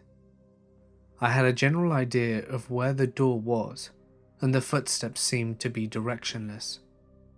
I took 2 coins of 50 bani out of my pocket and threw them at the corner of the other side of the room, and then booked it. I pushed on the edge of the door at first because I ran too fast and had no idea where the door was, and I pushed against it to get out the room. I tripped because I was expecting no resistance, yet a chair was blocking the other side. I heard scampered footsteps behind me and slight grunts. I get up and run away in the dark room with no regard to what I may hit on the path. I just knew the exit would be right in front of me. Sure enough, I hit another chair on the way, the one that I found blocking the door at the entrance, and it propelled me so hard that I bashed the door and knocked it out of its hinges. I opened my eyes and I was outside, so my first instinct was to scream for help at the top of my lungs. I look in the building and I finally see him.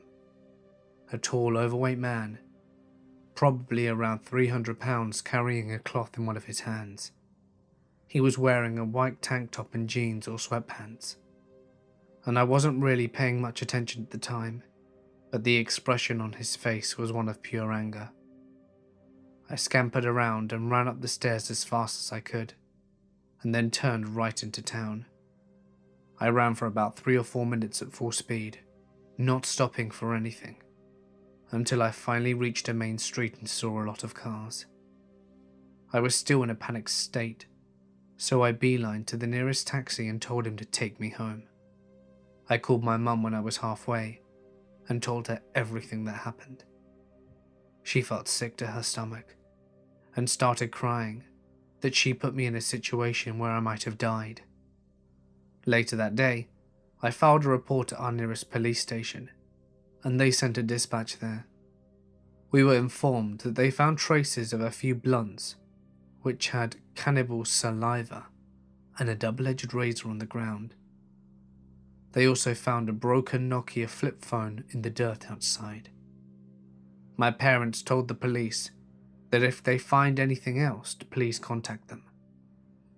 This has left me with some serious issues, as I know I feel very anxious whenever I go to job interviews. I only feel relatively safe if the location is in a very public place, and the interview is at rush hour. One man did this to me. By far, the worst New Year's Eve I've ever had. So kids, stay safe. And remember, your martial arts training doesn't mean shit when you're scared shitless.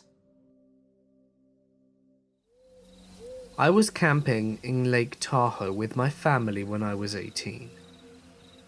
I stepped away from our camp for a few minutes to try and take a picture of this odd-looking pine tree. It had all the branches shaved off clean at one side. I had seen down the trail a couple of minutes away, and I followed the trail, but couldn't find this enormous pine I was sure had been there. I walked back and couldn't find the camp. Mind you, I was still on the trail. I was either walking in one direction or another, and we were camping right by the clearing that was in no way hidden. I walked back and forth for about 20 minutes and couldn't find anything remotely familiar. I had walked maybe a yard in either direction, trying to find the camp or anything that could lead me to it. I even took to yelling to get my dad's attention, but nothing happened. So I figured I'd return to my original starting point and wait until my dad came for me, but I couldn't find that either. It just seemed as if I were walking through invisible portals that sent me off different parts of the trail. After about 10 minutes of following this trail back and forth and ending nowhere, a little bit of panic set in. I noticed that the woods had become stupidly silent, not quiet, but silent and muffled, as if I were wearing earbuds.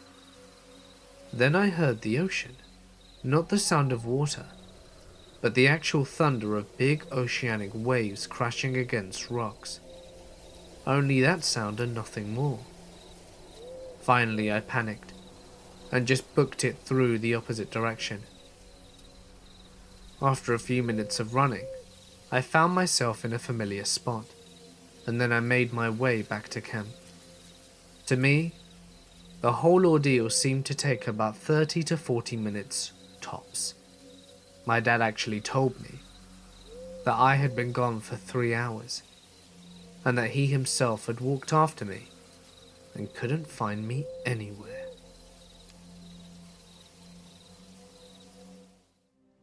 I had just moved to Rhode Island and was getting settled when I met this new guy called Joe, and he had asked me out to dinner. We had started hanging out a lot and eventually began dating. After we'd been together for a few weeks, he decided to have his friends Jay and Paul come over for dinner. So they come over and I cooked dinner, and we actually got along really well. So eventually, the night led to us all somehow sitting on the floor of the apartment and talking politics. The night was great. Jay had eye problems, so he can't drive. So later, after Paul had already left, Joe went to bring Jay home. On the ride home, Jay started yelling at Joe and freaking out about how he never gets his way and how Joe always has the great catch, and how I was everything he ever wanted in a girl. Whilst I was flattered, the outburst was a little scary. Jay then proceeded to demand that Joe pull over and let him walk home. Joe didn't want to drop a half-blind man off in a town he was unfamiliar with at 1 in the morning, but Jay opened the car door whilst the car was moving and tried to get out. So Joe finally pulled over and let him out. Joe got all the way back to the apartment and told me what happened, and I felt awful knowing that he was wandering around the city, and Jay had already texted Joe telling him to leave him alone. So I drove out to find him, and he was 20 feet away from where Joe had left him, and I made him get in the car and took him home. So the next day, Joe tried talking to Jay about the previous incident, and they only ended up getting into an argument. A few weeks later, Jay called me. No idea how he got my phone number, as Joe said he didn't give it to him in order to apologize to me. The conversation started off fine, but then it got weird. He would go on and tell me how much he needed a girl like me, and how much he liked me, even in the first 5 minutes we'd met. He then proceeds to talk bad about Joe, who he had been friends with for over 25 years. They met in a camp for kids with eye problems, you see. And he would tell me about how all the girls Joe had been with, and how bad he was for me, and how I deserved someone like him instead. I told him how uncomfortable this all was, and we got off the phone. Later that evening, Joe came over and we spoke about the phone call. He was pretty upset over it, which I understood, but I told him I just thought Jay was lonely, so we brushed it off. A few days later, Jay and Joe made up and were no longer fighting, but things were still kind of strained. They went out for lunch, and I got a text from Joe saying to meet him at a restaurant. When I got there, I find out that Joe never texted me, and that Jay had taken his phone and messaged me. It was weird and resulted in another fight. I went home kind of upset. I didn't like to see these two longtime friends fighting, especially saying some of the things they did to each other. Joe was being very defensive about me, and Jay was just being mean. So Joe came over later that night to see how I was, and we watched a movie to relax. He left later that evening, and after about 10 to 15 minutes after he left, I got a phone call from an unknown number. It was Jay, and he said it was an emergency and that he was at the hospital, and that Joe wasn't answering his phone. So I got dressed and got in the car and headed to the hospital. You see, Jay has a form of eye cancer, retinoblastoma, so I thought something might be wrong. On the way there, I called Joe and left him a voicemail telling him what was up. I get to the hospital, and no one with Jay's name was checked in. I called his cell, but there was no answer. So I drove home, and when I got to my house, Jay was on my front steps. I hadn't seen him until I got to the front steps, as I have a very long and dark driveway. I asked him what the hell was going on. I was super scared and nervous at the same time, and he started telling me how much he loved me and wanted me, and that Joe didn't deserve me, and that if I would just be with him, he would be so happy, as would I. He was getting closer and closer to me with every sentence, and I was backing up further and further. It was very scary, and I started to yell at him to stop and leave, or I would call the police, and he wasn't listening. So I felt into my jean pocket for my phone, and I had left it in the car. So I turned and started running for my car, and I could hear him right behind me. I made it to my car and managed to unlock it and get in before he caught up. I was just punching in 911 when Joe pulled up into the driveway behind me. He had Paul with him. I guess they went to the hospital to see Jay. They both got out and went to Jay to calm him down. They finally got him to leave, and Joe was so apologetic, and Paul had no idea what was happening, because he didn't know any of the other details. They went inside to calm me down, and so that Joe could catch up Paul on the story. They both stayed the night there, and Joe and Paul contacted Jay and informed him that if he were ever to come near me again, the police would be contacted, and there would be a restraining order placed on him. So fast forward a few months, it's now New Year's Eve, and the three of us had not seen or heard from Jay, and we were moving on from the whole situation. So Joe is having a New Year's Eve party at his apartment, and we were all having a great time and enjoying the evening. At around 11:30, the doorbell rang and I went to answer. And guess who was at the door? With Joe's ex-girlfriend, Sarah. I lost it a bit and almost slammed the door shut in their face. Joe showed up behind me and was trying to figure out what was going on exactly. Turns out, Jay had been contacting Sarah for the past 3 months, trying to hook her back up with Joe, and he was scaring her immensely, doing to her what he did to me with the phone calls, the harassment, and telling her how much he loved her. Tonight, however, she had enough of his crap and told him to meet her at Joe's house. We told the cops that she didn't want him near her and to contact her for her statement. I felt bad about it, but I left my statement as well, and we all ended up with a restraining order. When I was stationed in North Carolina, we went to do our early yearly tear gas chambers, which is out in the middle of the woods.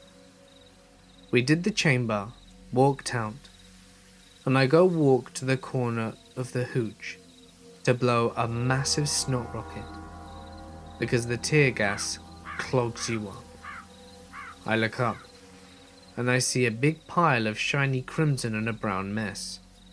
Naturally, I go take a look, and all it is the innards of something large, just sitting there in a very neat pile looking quite fresh. There was no blood, no tracks, no evidence that anything had happened there, other than a huge pile of guts. The area was kind of sandy, so there definitely should have been tracks. Shit was weird. About a week or two later, we went out to the field for some good old motivated infantry training.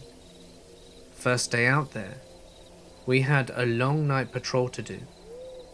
My squad sets out, with me leading, and not even 15 minutes into it, I stumble into an old foxhole. By stumble, I mean dropped like a sack of rocks thanks to all the gear I had on me. I felt like there were a bunch of branches down there, and I felt a couple of bugs crawl around me. No big deal, I'm used to it at this point. When a couple of my squad mates are helping me out, the fourth one shines his flashlight, and everyone starts to flip shit and smacking the hell out of me. The foxhole was basically a brown recluse breeding ground, and I fell right into it. Yeah, not so used to that. After throwing my camis and gear off and trying to shake them all off me, the guy with the flashlight looks in the foxhole and says, "Holy shit." There must have been about 1 million spiders in there, and the bottom was filled with bones. Lots of bones.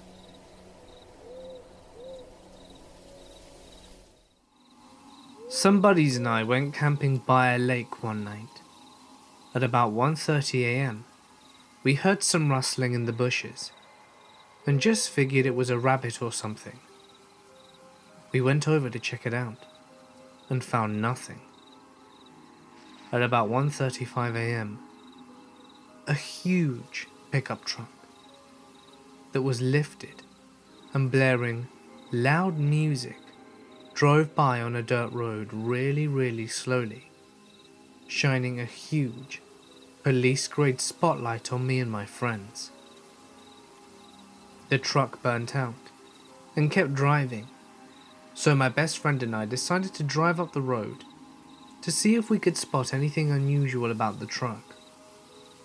We get to the main road, and there are probably 7 or 8 cop cars, lights flashing, and 2 or 3 ambulances. We stop to turn around, and I swear, like a damn horror film, a cop pecks on my window with his flashlight out of nowhere, and he asks what we're doing. We told him we were camping, and told him about the truck, and he says, "Well, you boys might want to camp somewhere else.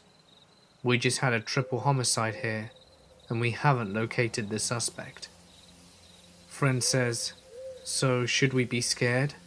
Like a goddamn idiot, and the cop says, and I quote, "Well, I'm not scared, but there are 20 officers here and we all have guns."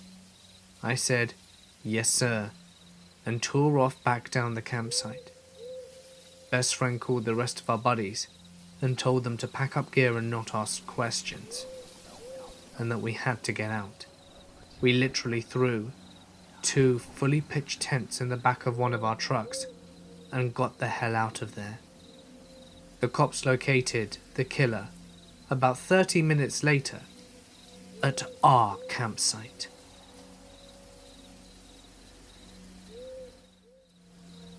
When I was a teenager, I used to go camp out by myself. I had a spot that I liked, that was a few fences from my grandparents' house, out in the middle of nowhere. One of the places I cut through was a pasture full of cattle. Around cattle, especially cattle unfamiliar with me, I try to be very careful not to spook them, but otherwise cows are pretty easygoing. This was about a mile from my grandparents' house, and probably about 2 from my destination. The one time I am thinking of, I slipped through the fence to find the cattle already freaked out. They were insanely agitated about something that I wasn't aware of. So, I stayed well clear of them as I went through the pasture. I had a good time camping that night and packed up next morning. As I went back to the pasture, however, there was this ridiculously bad smell. It smelled like a skunk had fought with something in a fertilizer barrel of shit, and the barrel broke apart. It was awful. I tried to look around for the cows to make sure that they were not going to be surprised when I found them. They were just gone. There were some bushes and trees though, so I thought they were just out of sight. I kept walking through the place to go home, and it smelled so bad I set down my stuff at the fence line and decided to investigate. Well, I found the cows. All of them were shot and ripped apart. Someone had carefully shot them in the head with a bolt gun and eviscerated all of them. They had also dug a shallow ravine and piled the bodies in. It was horrible. I hightailed it out of there to grab my gear, and my stuff was gone. As in, I set it right down here on this rock, and it was within eyeshot. A quick glance showed me that there was not anything ripped or fallen out. I think Usain Bolt would have not been able to catch me on my way home. I never heard anything else about those cows, and never went back to the old camp spot again. First off, you need to know that I live in a poor Eastern European country. In a big city but in a bad neighborhood. At least, that's what I've been told. I've never actually encountered any creepy individuals that would want to do any harm. Just your usual vandals and troublemakers. Never anyone serious. I am also still a teenager and live with my parents, but growing up in this environment, I consider myself to be quite street smart. At around 3 PM, my dad left for table tennis practice, and I knew that he would be back around 8. And coincidentally, my older brother and mother left to help out one of my friends clean up their place after the New Year's Eve party. I should have probably come along, but honestly, I felt quite sick and hungover after yesterday's festivities. That was probably the luckiest I've ever been. So all of my family left except me. Naturally, I've been home alone before, so that doesn't really make me uneasy at all. So the evening goes on like any other. I'm re-watching some episode of Skins when suddenly I feel the urge to snack. Just behind my apartment complex there is a very well-known supermarket, which I can always rely on whenever I'm in the deep need of a snack. It's about a 5-minute walk, so I put on my coat and some flip-flops and I'm out. It's freezing balls outside, and I can see the bright lights of the supermarket in the distance. But something was off. In front of the automatic doors, there was a small robust figure. As I get closer, I could distinguish its face. It was a face of a man who I'd seen before. I remember him countless times roaming around our block of flats, but never actually thought anything of him. He was dressed poorly and was staying in front of the doors as if he were guarding them.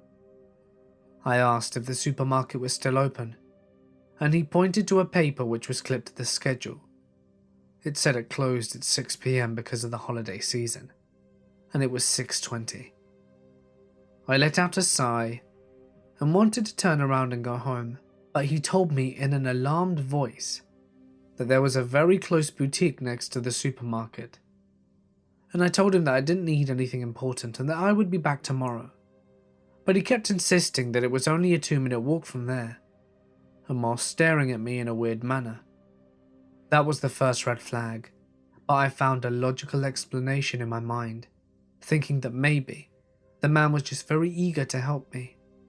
Maybe so that I would give him some money. That sort of made sense, but I was still alert. So I walked to the boutique and took whatever I could find and wished the shop owner a happy new year and left in a hurry. As time passed, I was getting more and more nervous for some reason. I guess my gut was just telling me that something was off. What made me really switch was the fact that I had been gone for about 5 minutes, and just as I was passing the supermarket, the guy who was usually roaming the area was nowhere to be seen. At that point, I started jogging towards my apartment, all the while trying to calm myself and imagining plausible explanations as to why the guy was not there anymore. I get to the bottom of the stairs of the front door, and in the distance, I notice a tall dark figure entering the elevator, and at the same time, almost as if it were planned, the automatic lights switched off. I desperately ran towards the interphone and clumsily got my keys out to open the door. As I ran to the elevator, it was still running. I live on the 7th floor, and I could see it go all the way up when it stopped at the 5th. I let out a big sigh of relief, but was still skeptical, so I took the stairs. As I was walking up the stairs almost laughing, I noticed that above me, the light on the 6th floor was turned on, so that was a bit strange, and I kept on walking. And then the light on the 7th floor was on. I stopped, looked above, and hoped that whoever it was would go to the 8th. A minute passed, which felt like an hour, and the light on the 7th floor was still on. So I decided to take some action, and I ran all the way up to my floor and saw something that would almost make me pass out. The tall dark figure was kneeling on my doorknob, trying to, what I presume was lockpick my door. In these kind of situations I rarely get angry. I just want whatever was going on to stop. So from afar I shout a very weak, "Hey!" and the guy in an instant turns around and stands up. I see him for a split second and he looks terrified. Long black trench coat, a hat and leather gloves. He smiles at me and reveals his yellow unkept teeth. He smiles. Do you know how stomach churning that feels when you stumble upon something like that? And the person just smiles at you? The fear was amplified tenfold. I was shitting my pants and to my surprise, the man took off running. Before he reached the stairs, he mumbled a sorry and got away. I was still in shock. I couldn't follow him or call the police, or even move for that matter. I easily got into the house of my apartment and noticed that a pin was still stuck in there. Yep, he was definitely trying to get into my house. Who knows what he wanted to do? My parents wouldn't be back for a few more hours, and I wasn't sure if I should tell them or the cops. Thinking in retrospect, I think this tall man and the man in front of the supermarket may have conducted a plan. It would have been all too convenient for him to catch me off guard like that. Either way, it's a scary thought. One thing is for certain though, I will be keeping a bat in my room from now on. So much for New Year's resolutions.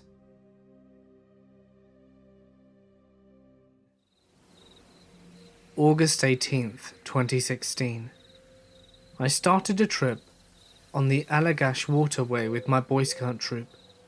We are located in Hampton, Maine, which is a fair distance south of the waterway.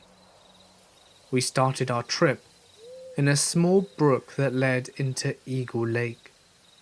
It was my first time on the Allagash, and being the only rookie, I was placed with the most strong and experienced paddler, Connor. Our canoe was almost always in the middle of a group, which meant we had to keep good pace, and my arms were getting tired quickly.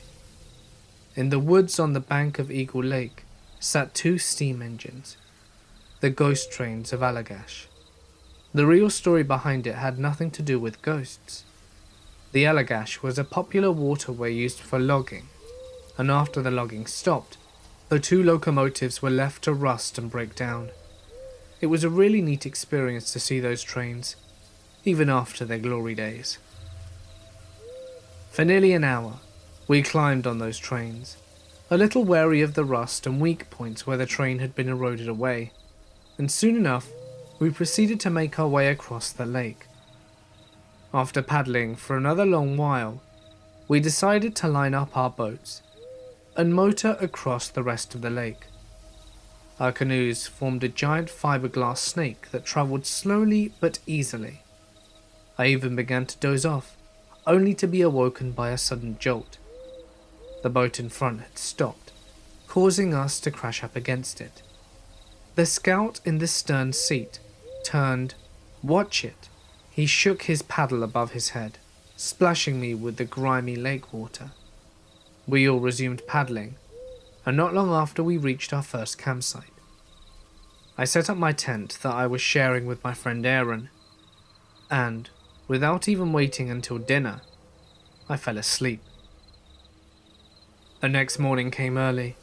It was 5:30, and I was up packing away the tent. Aaron, after arguing with me, was now sleeping in the wet grass.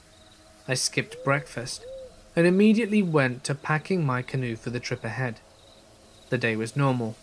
We just paddled along until we reached the Chase Rapids, where we unloaded our gear into a trailer and then rode down the rapids in our considerably lighter canoes. We then stopped for lunch and continued down the river towards our next campsite. But that night got weird. We all sat on the banks, watching and shooting stars whizzing through the sky. The lack of light pollution allowed the night to show its true colours. Mixtures of purples and pinks and blues blanketed the sky, with millions of stars piercing through it. At near 10 o'clock, everyone retired to their bedrooms, and snoring commenced. I stepped outside my tent, debating whether I should risk waking Aaron and facing his wrath, or just joining someone else's tent. I turned, looking for a tent that would be big enough for 3, when I noticed something. There was a star that appeared to be moving, not fast like a shooting star, but slowly and growing in size. I stood in shock as the star stopped, hovering almost directly above me. I reached up, expecting my hand to go through it, like a beam of light, but the star was solid and ice cold, as if I had just rolled out of a freezer. I could now see it was more of an oval shape glowing white. A large beam of light surrounded me, and I felt a strange tingling sensation in the back of my neck. I felt myself being lifted from the muddy ground, and I could feel my body being absorbed into the oval like a water in a sponge. I found myself in a dark room, and a thick mist filled my nostrils and mouth. It stung my eyes and lungs, and my entire body went numb quite quickly, and I blacked out. I awoke in a room that was completely white. It was entirely well lit, but I couldn't identify a light source. My ears were ringing, and my eyes were straining painfully. I was laying on a slab made of cold metal, and I was staring at the ceiling. I was paralyzed and cold. The ringing in my ears got worse and worse until it was nearly unbearable. Out of the corner of my eye, I saw something that haunts me to this day. Sliding slowly towards me was a hideous creature. It was completely brown with a large head. 2 large black eyes were bulging from its face. It had 2 pinhole nostrils, and beneath them, multiple folds of skin that may have been covered by some kind of mouth. The monstrosity had an arm protruding straight from its chest region. At the end of the arm was a large hand that included 4 fingers. When compared to a human hand, I would say it had 2 thumbs and 2 pointy fingers. The fingers were pointed straight out. I later found out that they bent into a knuckle on one hand. It had 4 long, thin legs that dragged behind it, and it moved towards me. As it approached me, the ringing got progressively worse. As it slowed and leaned over me, I saw that in its hand, it held a long needle-like tool. The creature put the needle in my mouth, and that's when I lost all consciousness. When I awoke, I was laying in about a foot of water in the shallows of the lake, and I couldn't remember a thing.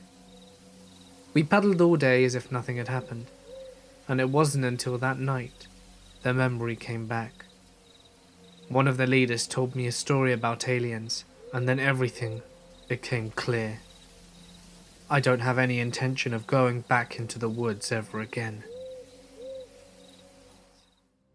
In 2008, I was in 9th grade, and Facebook was really blowing up.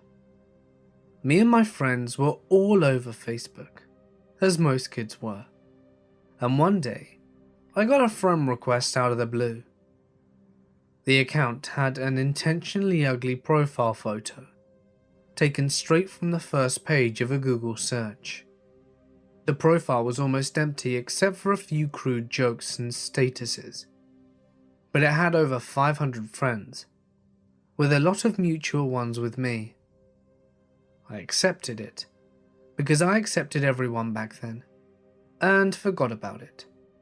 It was about a week later that I got a single message from the account saying, "Hi."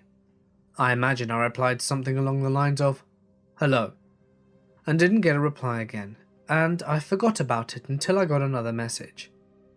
This time it said, "How was bowling?"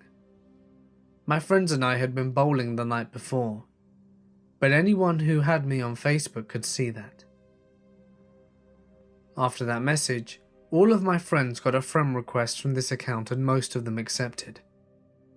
I got more messages that were all creepy but explainable. They'd be like, "I like your shirt," straight after I posted a picture of myself. None of this bothered me, and I just laughed it off because it was all information I had chosen to share on the internet. That was until I started to get messages like, "When's your mum back? What did you get from the shop?" After I'd been out, I assumed it was one of my neighbours watching me, until my friends told me that they were all getting similar messages, and that they were getting worse. They started to get worse for me as well. They included photos of my parents' car parked outside restaurants and shops, and one close-up of the house number at my door. My friends got stuff like photos taken of family members' profiles, and Google Earth screenshots of their houses, but nothing as bad as what I was getting. The creepiest thing I got was a photo of me outside of my school. It was clearly taken from the driver's seat of a car because you could see the passenger door. Neither me or my friends ever told my parents about this. I guess we thought we were old enough to handle it ourselves. Around this time, I got a BlackBerry for my birthday, and at the same day, I got a text from a 5-digit number saying stuff like, "Guess who?" and "New phone?" They were using one of the old websites to text for free. They continued for about 3 weeks, and then I told my mum I was getting prank calls and she got me a new SIM, and they stopped for a while. This is when it started getting a lot weirder.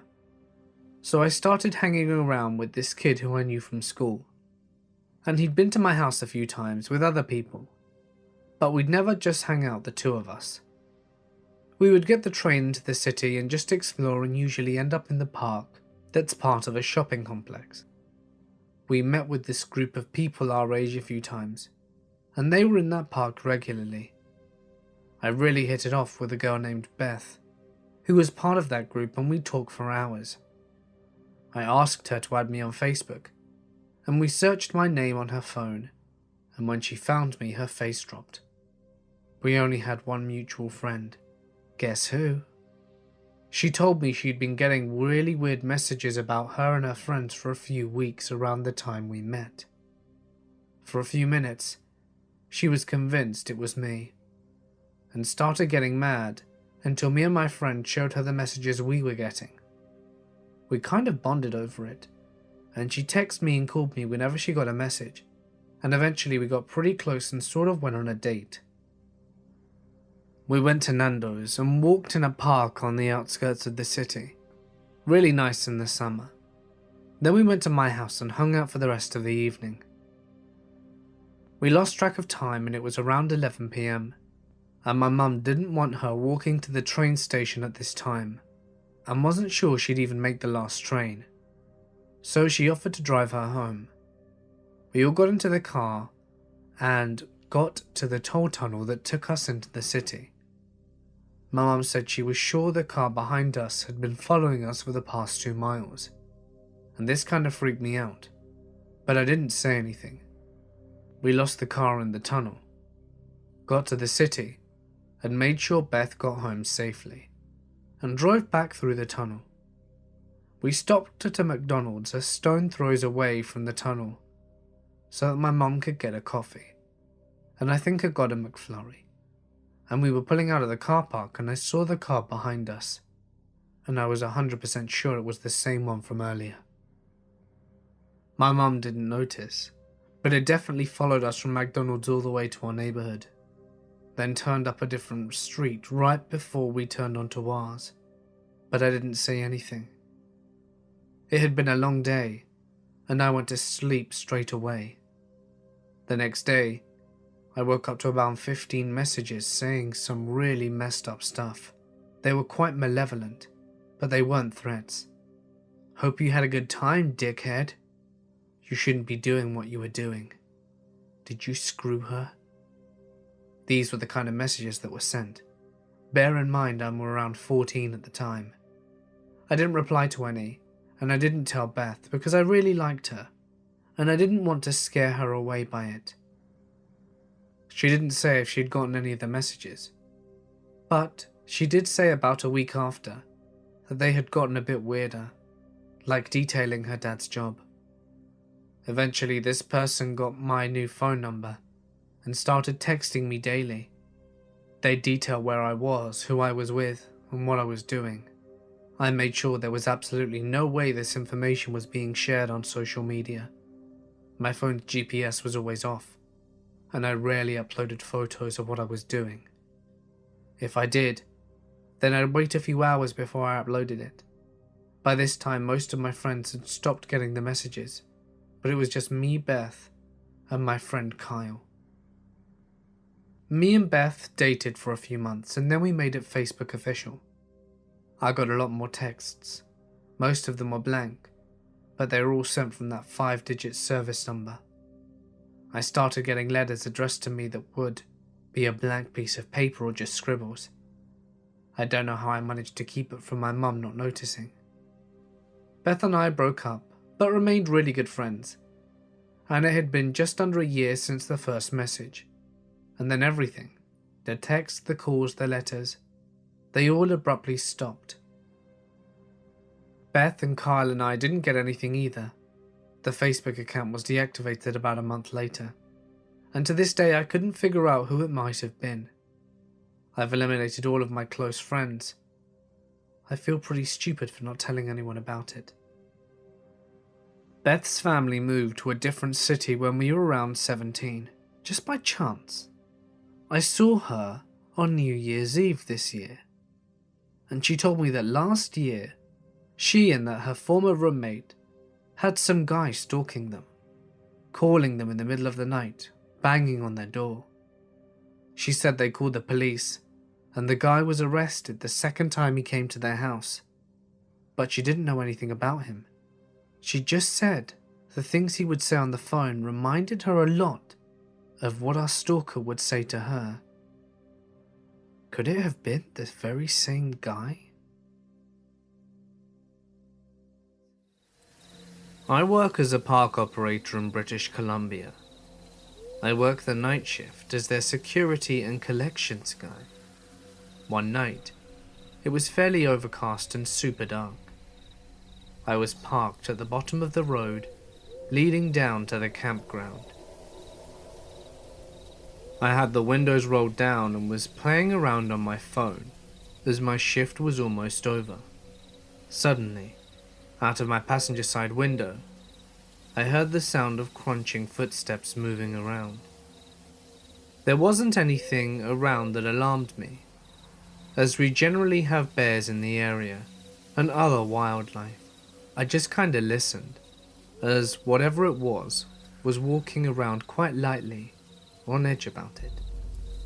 Then the sound started to pick up pace, like it was running directly at the truck. It's pitch black, and I've got my hands up ready for something to jump through the side window of my truck out of the darkness. But just before I was sure it was going to make contact with the side of the truck, it just goes dead silent. So I said no thanks, and started up the truck and zoomed up to the cabin to get away from whatever was going on there. So I'm already on edge to the max. I'm just thinking, lock the gate and go home. Yep, just lock the gate and go home. Well, prior to me leaving in my personal vehicle, I have to put the parked truck keys away in the shop, inside this fenced off compound, which is just so conveniently unlit. So I whip out my cell phone, turn on the crappy LED, and started my way over to the shed. I'm trying not to freak myself out, but any little tick and leaf crunch just has me jittering at this point. I walk through the compound gate, and as I'm walking by the sort of motorpool area, I hear this horror loud screech, like an alarm triggering on. At this point, my body went into fight or flight, fists in the air, half about to crap myself. The sound persisted, and I recognized that it was the sound of golf carts when they are in reverse. But generally you'd know if you left that on, because you'd hear the sound on when you parked it. So now my mind is thinking, okay, what the hell turned that on? So I sneak over there, slowly, towards the horror sound, scanning with my phone light scared out of my gourd. I run up really quickly and pull the reverse lever off, while half expecting it to be some sort of axe murderer trap from a movie. But nothing. I literally tossed the parked truck key at the shed and ran for my truck. Started it up, turned on every single road light and backup light that I had, and locked the gate faster than I've ever done before. I even pathetically checked my back seat to make sure that my safe place didn't have anyone hiding in it. Trying to reflect on it does make me uneasy. Working in parks is great, but geez, the night shift can be really creepy. I had just left the West Coast to go to a college in Missouri. In my second year, I started dating a guy who was in the police academy. When he graduated, he ended up being a guard for the South Center Correctional Prison. He was older than me by almost 10 years, and early on I saw a red flag which I sadly ignored. Red flags like how he got a 16-year-old pregnant the previous year and had a son that he never wanted me to meet. And another flag would be when he would start bar fights if I talked to any other guy. Before I went home for Thanksgiving, he bought me a golden lab puppy, who I named Roxy. He kept the dog whilst I flew home, and my parents and I decided I was going to move back to California and finish college because the small Midwest was not my scene. Too many of my sorority sisters didn't care about getting an education. Rather, they would start dating a guy and lie to them about being on the pill in hopes of the trap into marriage when they got pregnant. When I told my boyfriend I would be returning home at the end of the year, he went ballistic. I mean really crazed. He would call me non-stop, yelling and then crying and then threatening. And he threatened that if I didn't come home, he'd kill the puppy. When I returned, I asked where the dog was, and he said that she got sick and died. Later we went into his parents' house for something, and his mum pulled me into a private room and told me how he ran over the puppy with his truck on purpose after our phone call on Thanksgiving. A few weeks later, after final exams, my mum flew down to help me pack my car and to be shipped home. On the last night, my boyfriend came by my hotel for our goodbyes. He had tried everything from proposing with an ugly, cheap-looking Marique diamond ring, with my response being, "Did you get it from Walmart?" Where he said, "What does it matter if I did? It wasn't for you anyway," as he threw it in the back seat. I was firm in saying we could try long distance, but I was moving home and was done with Missouri. He then locked the doors of the truck, grabbed my purse, and put it on the driver's side seat and proceeded to drive off with me in the car. His home was a 2-hour drive from the hotel in a small trailer park town near Rolla. I pleaded and begged, my phone was blowing up, which was probably my mum, and I said she would call the cops. "And tell them what?" he said. "She doesn't have my plates or know where I live. Plus, I am a cop." When we get to his trailer, he locked up my purse in his gun room. It was a very rough night that I've blocked from memory, so I won't share any of the details, except I remember being naked and tied up. In the morning, untied, he made me breakfast and said that he had to go to work. I asked him when I could talk to my mum.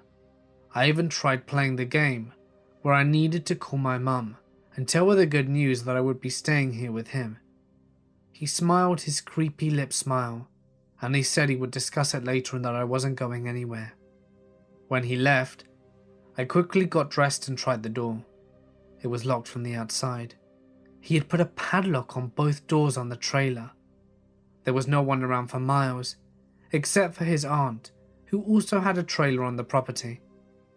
So I broke the kitchen window and climbed out. I ran to her trailer and pounded on the door. I didn't know her other than the occasional wave, and said, "I'm Kevin's girlfriend, and need to use your phone, it's an emergency." I pushed myself into her door, because she was going to let me in whether she wanted to or not. I called my dad at home, because I couldn't remember my mum's cell number, and told him I was okay. Instead of concerns from my parents, I got yelled at that I would miss my plane, and made my mother upset that I disappeared to go off with my boyfriend. My parents didn't quite understand what I had just gone through. I tried explaining again, but I was too scared Kevin might come back early. So I asked his aunt to call his mother. She hesitated and then called her, saying, "There's a strange girl here who says she needs to speak with you." I explained the situation and that my purse was locked inside. She said to hang tight and to keep the drapes shut. The aunt was an old lady and not much of a talker except for the occasional remark about Kevin being an angel. When his mother finally arrived, she had my purse. I didn't ask how. My phone, of course, was dead, but luckily I was alive with an escape plan. His mum drove me the 2 hours back to the hotel, and she didn't say much. And when she did, it was about her son being special, and he was a sweet boy with good intentions. And something about when he had an eye on something pretty, he usually had to have it. I knew I needed to get out of the state ASAP. I finally got home, and my parents didn't quite understand the fact that I got kidnapped. They aren't typical loving parents, I know others have, but they understood quickly how Kevin was a problem. Luckily he didn't know where I lived, but he got hold of the house phone number and called non-stop. Both my cell and phone number were off the hook, and my voicemail box full. My dad and I went to the police station and filed for a restraining order shortly after. I started dating someone new, and posted on Facebook that we would be going to Disneyland. But last minute we changed plans and headed to go skiing at our friend's cabin. That same week, my father got a call from his private Disney club. Then a man had been asking for me every day waiting outside the entrance. It was Kevin. My father told him it was my stalker, and thanks to the power of Disney, security escorted him off the grounds and he was put in the Disney blacklist forever. Finally, during a New Year's Eve party, I heard about him from a friend who lived in the same town where Kevin had gotten a 15-year-old girl pregnant right after I had left for California, and he ended up marrying her. It scares me to think about what could have been and how lucky I was to escape. Kevin, let's never meet again. I was camping with family over a 3-day weekend. A few of us didn't have to get back to work, so we decided to camp an extra night. We had been a full campground, and it was now just down to us. It was my brother, his young son, me and my young daughter. At about 3 a.m, my daughter woke up and said that she needed to go to the bathroom. She had to drop a deuce, so there was no getting her to squat outside the tent. The outhouse was about 100 yards away through the pitch-dark campground, and the fire had gone out, and there was not really any moonlight. I got her up, grabbed a flashlight, and we headed to the outhouse. She did her business, and I stood outside the outhouse. I'd be lying if I said I weren't a little scared out in the woods in the dark, miles from anywhere, with my 7-year-old daughter inside a dark outhouse by herself. Luckily she was quick, and we stumbled back towards the camp in the dark, with just the flashlight to lead us. The walk back was uneventful. We chatted little, and I tried to reassure her that we were safe, out here in the dark, as she had gotten a little scared, as she realized how alone we were in the empty campground. As we got to about 50 feet from camp, my daughter suddenly grabs my hand and whispers, "Daddy, who is that?" "Who's what, honey? I don't see anything." "That man right there. Who is that?" I shined the light where she was looking, and I couldn't see anyone. I grabbed her hand tighter and picked up the pace to get us back to the tent, which was the only safety there was out there. And I knew that in this dark like this, we were really in trouble if there were some sketchier people out there messing with us. We got back, and I got us into the tent, and we got into our sleeping bags, and I laid there and listened for any sound outside the tent. Of course, there were millions of sounds I hadn't noticed before, and each one made me more and more terrified of whoever was out there. As she started to go to sleep, she asked if we were all right, and I said yes, even though I was completely freaking out. I asked her what the man had looked like, and she said he looked like a Native American. I laid there for what seemed like hours, until I couldn't take it anymore. I woke up my brother and told him what happened. He is a lot more comfortable in the woods than I am, so he got up and got the fire going again. We sat by the fire until daylight, and nothing ever happened. The next day I asked my daughter about the man she saw, and she didn't remember it. To this day, she doesn't remember the event at all, and the area we were camping in is well known for being a historical place where Native Americans had lived and flourished until they were either forced into reservations or killed.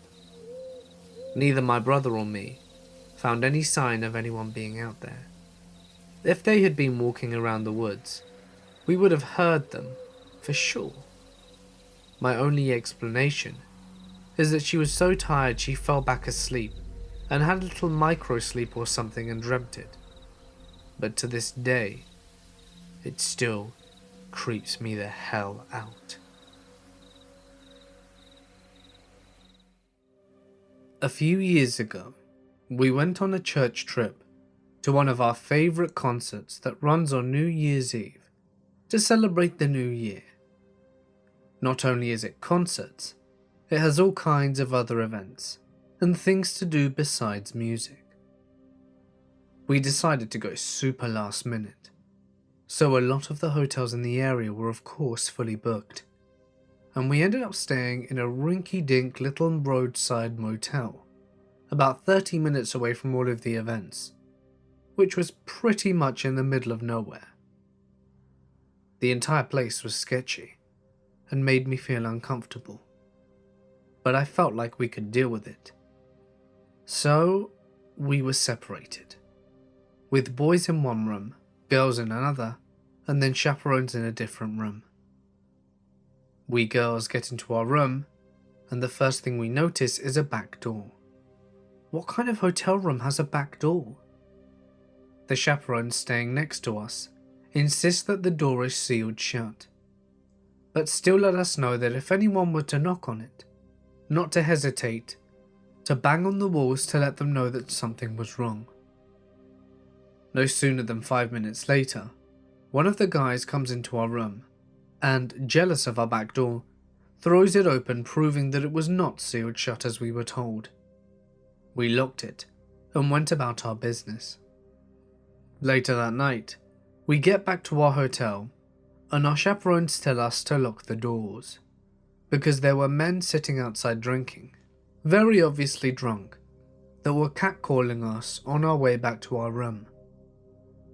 I didn't think much of it and slammed and locked the door, which the young girls in our room decided it would be completely okay to always answer without looking first, because, well, why would they be knocking on our door if they didn't know us? Not okay, and I had to explain to them that you should always look to see who it was before opening the door. It's just common sense. So later that night, I was woken up by an odd sound, almost like a tapping. I sat up and glanced around the room before I realized that someone was knocking on our door. I very quietly got out of bed, careful to move as silently as possible, and went to the door to check the people, thinking that perhaps the chaperones were doing some weird late-night checkup. No sooner than I glanced out, a hand slowly covered my peephole to hide 2 of the men that had been drinking outside earlier, and my heart started racing. I slowly got back to bed, trying to stay as quiet and as calm as possible as the knocking continued, only to see a shadow move out of the corner of my eye and realize that there was someone standing outside the back door as well, barely visible through the blurry tinted window. One of the girls I was with woke up too. Confused, she looked at me, and I used my phone to explain the situation silently, and we both waited terrified as we watched the shadows through the window and hoped that they would go away.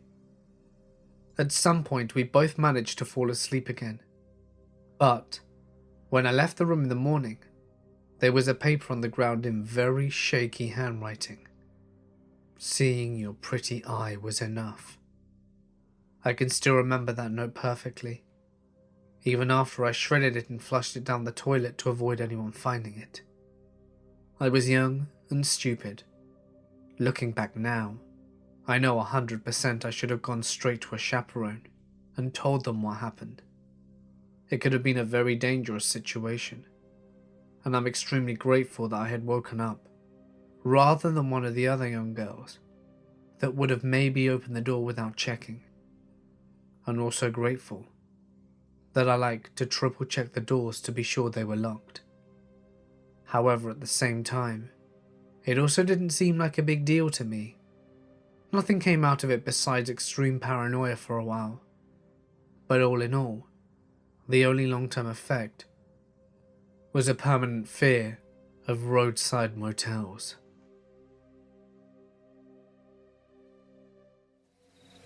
I did my fair share of camping as a youth growing up in far north Queensland.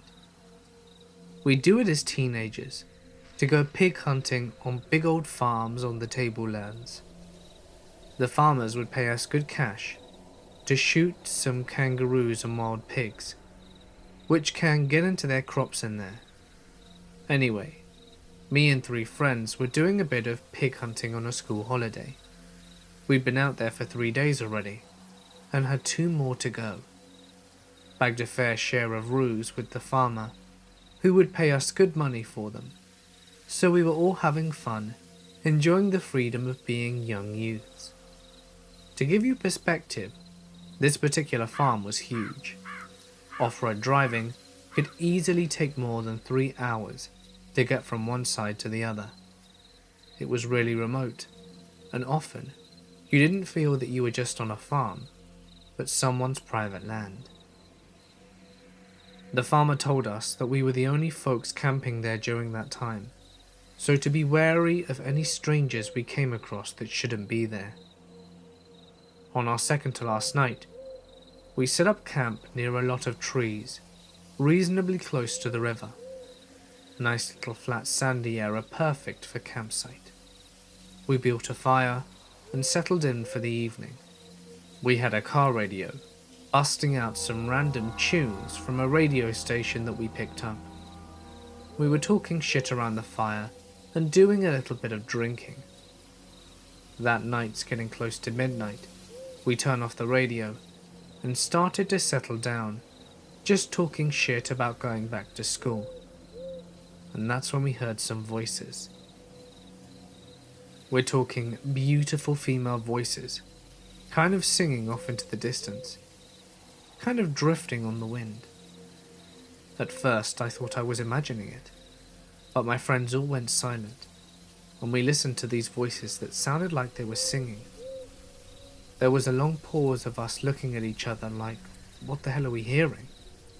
The voices were coming far off in the forest near our campsite, but close enough for us to kind of hear laughter and generally very nice singing. One of my mates is Aboriginal, and I shit you not, he went as white as a ghost. He's dark-skinned, and he seriously looked white in the dark. I asked him what was up, and he told us whatever we do not go to check out those voices. Aboriginal folk have a lot of stories of these very long, slender type people that live in the bushland, and they'll sing and talk to hikers and campers to lure them off the main tracks. People used to go missing way back in the Aboriginal history, so the elders would always warn the community not to listen to the voices. Often they would call you when you were out hiking to come see what they'd found or for help. Some of the stories suggested that they would eat you. It was the first time he believed his elders' stories, as the first time he'd heard them, but he swore it's what his elders warned them about. Very, very nice voices sounding quite inviting. He seriously believed this. Me and my other mates were a bit disbelieving. We thought some young girls must have been out there having some fun camping with a bit of drink and were considering going out. As we were discussing it, the voices seemed to get closer, and my Aboriginal friend told us not to speak to them and stay by the fire. He literally threw more wood on the fire just to make it brighter. We started getting pretty tense. The voices were around our campsite for about 30 to 40 minutes, easily within 50 meters of us. Now very clear, beautiful sounding voices, and sometimes, I swear to God, I heard them say, "Come join us," but they went away. Next day we looked around the area and we couldn't find any tracks at all. No fire pit, no signs that anyone had been around the area at all. Nothing. We were pretty experienced at tracking animals, and people make big ass tracks. I'll never forget it. We spoke to the farmer about the voices, and he told us that they come and go as they pleased. He sometimes heard them when he's in his house, and he also believes the Aboriginal legends.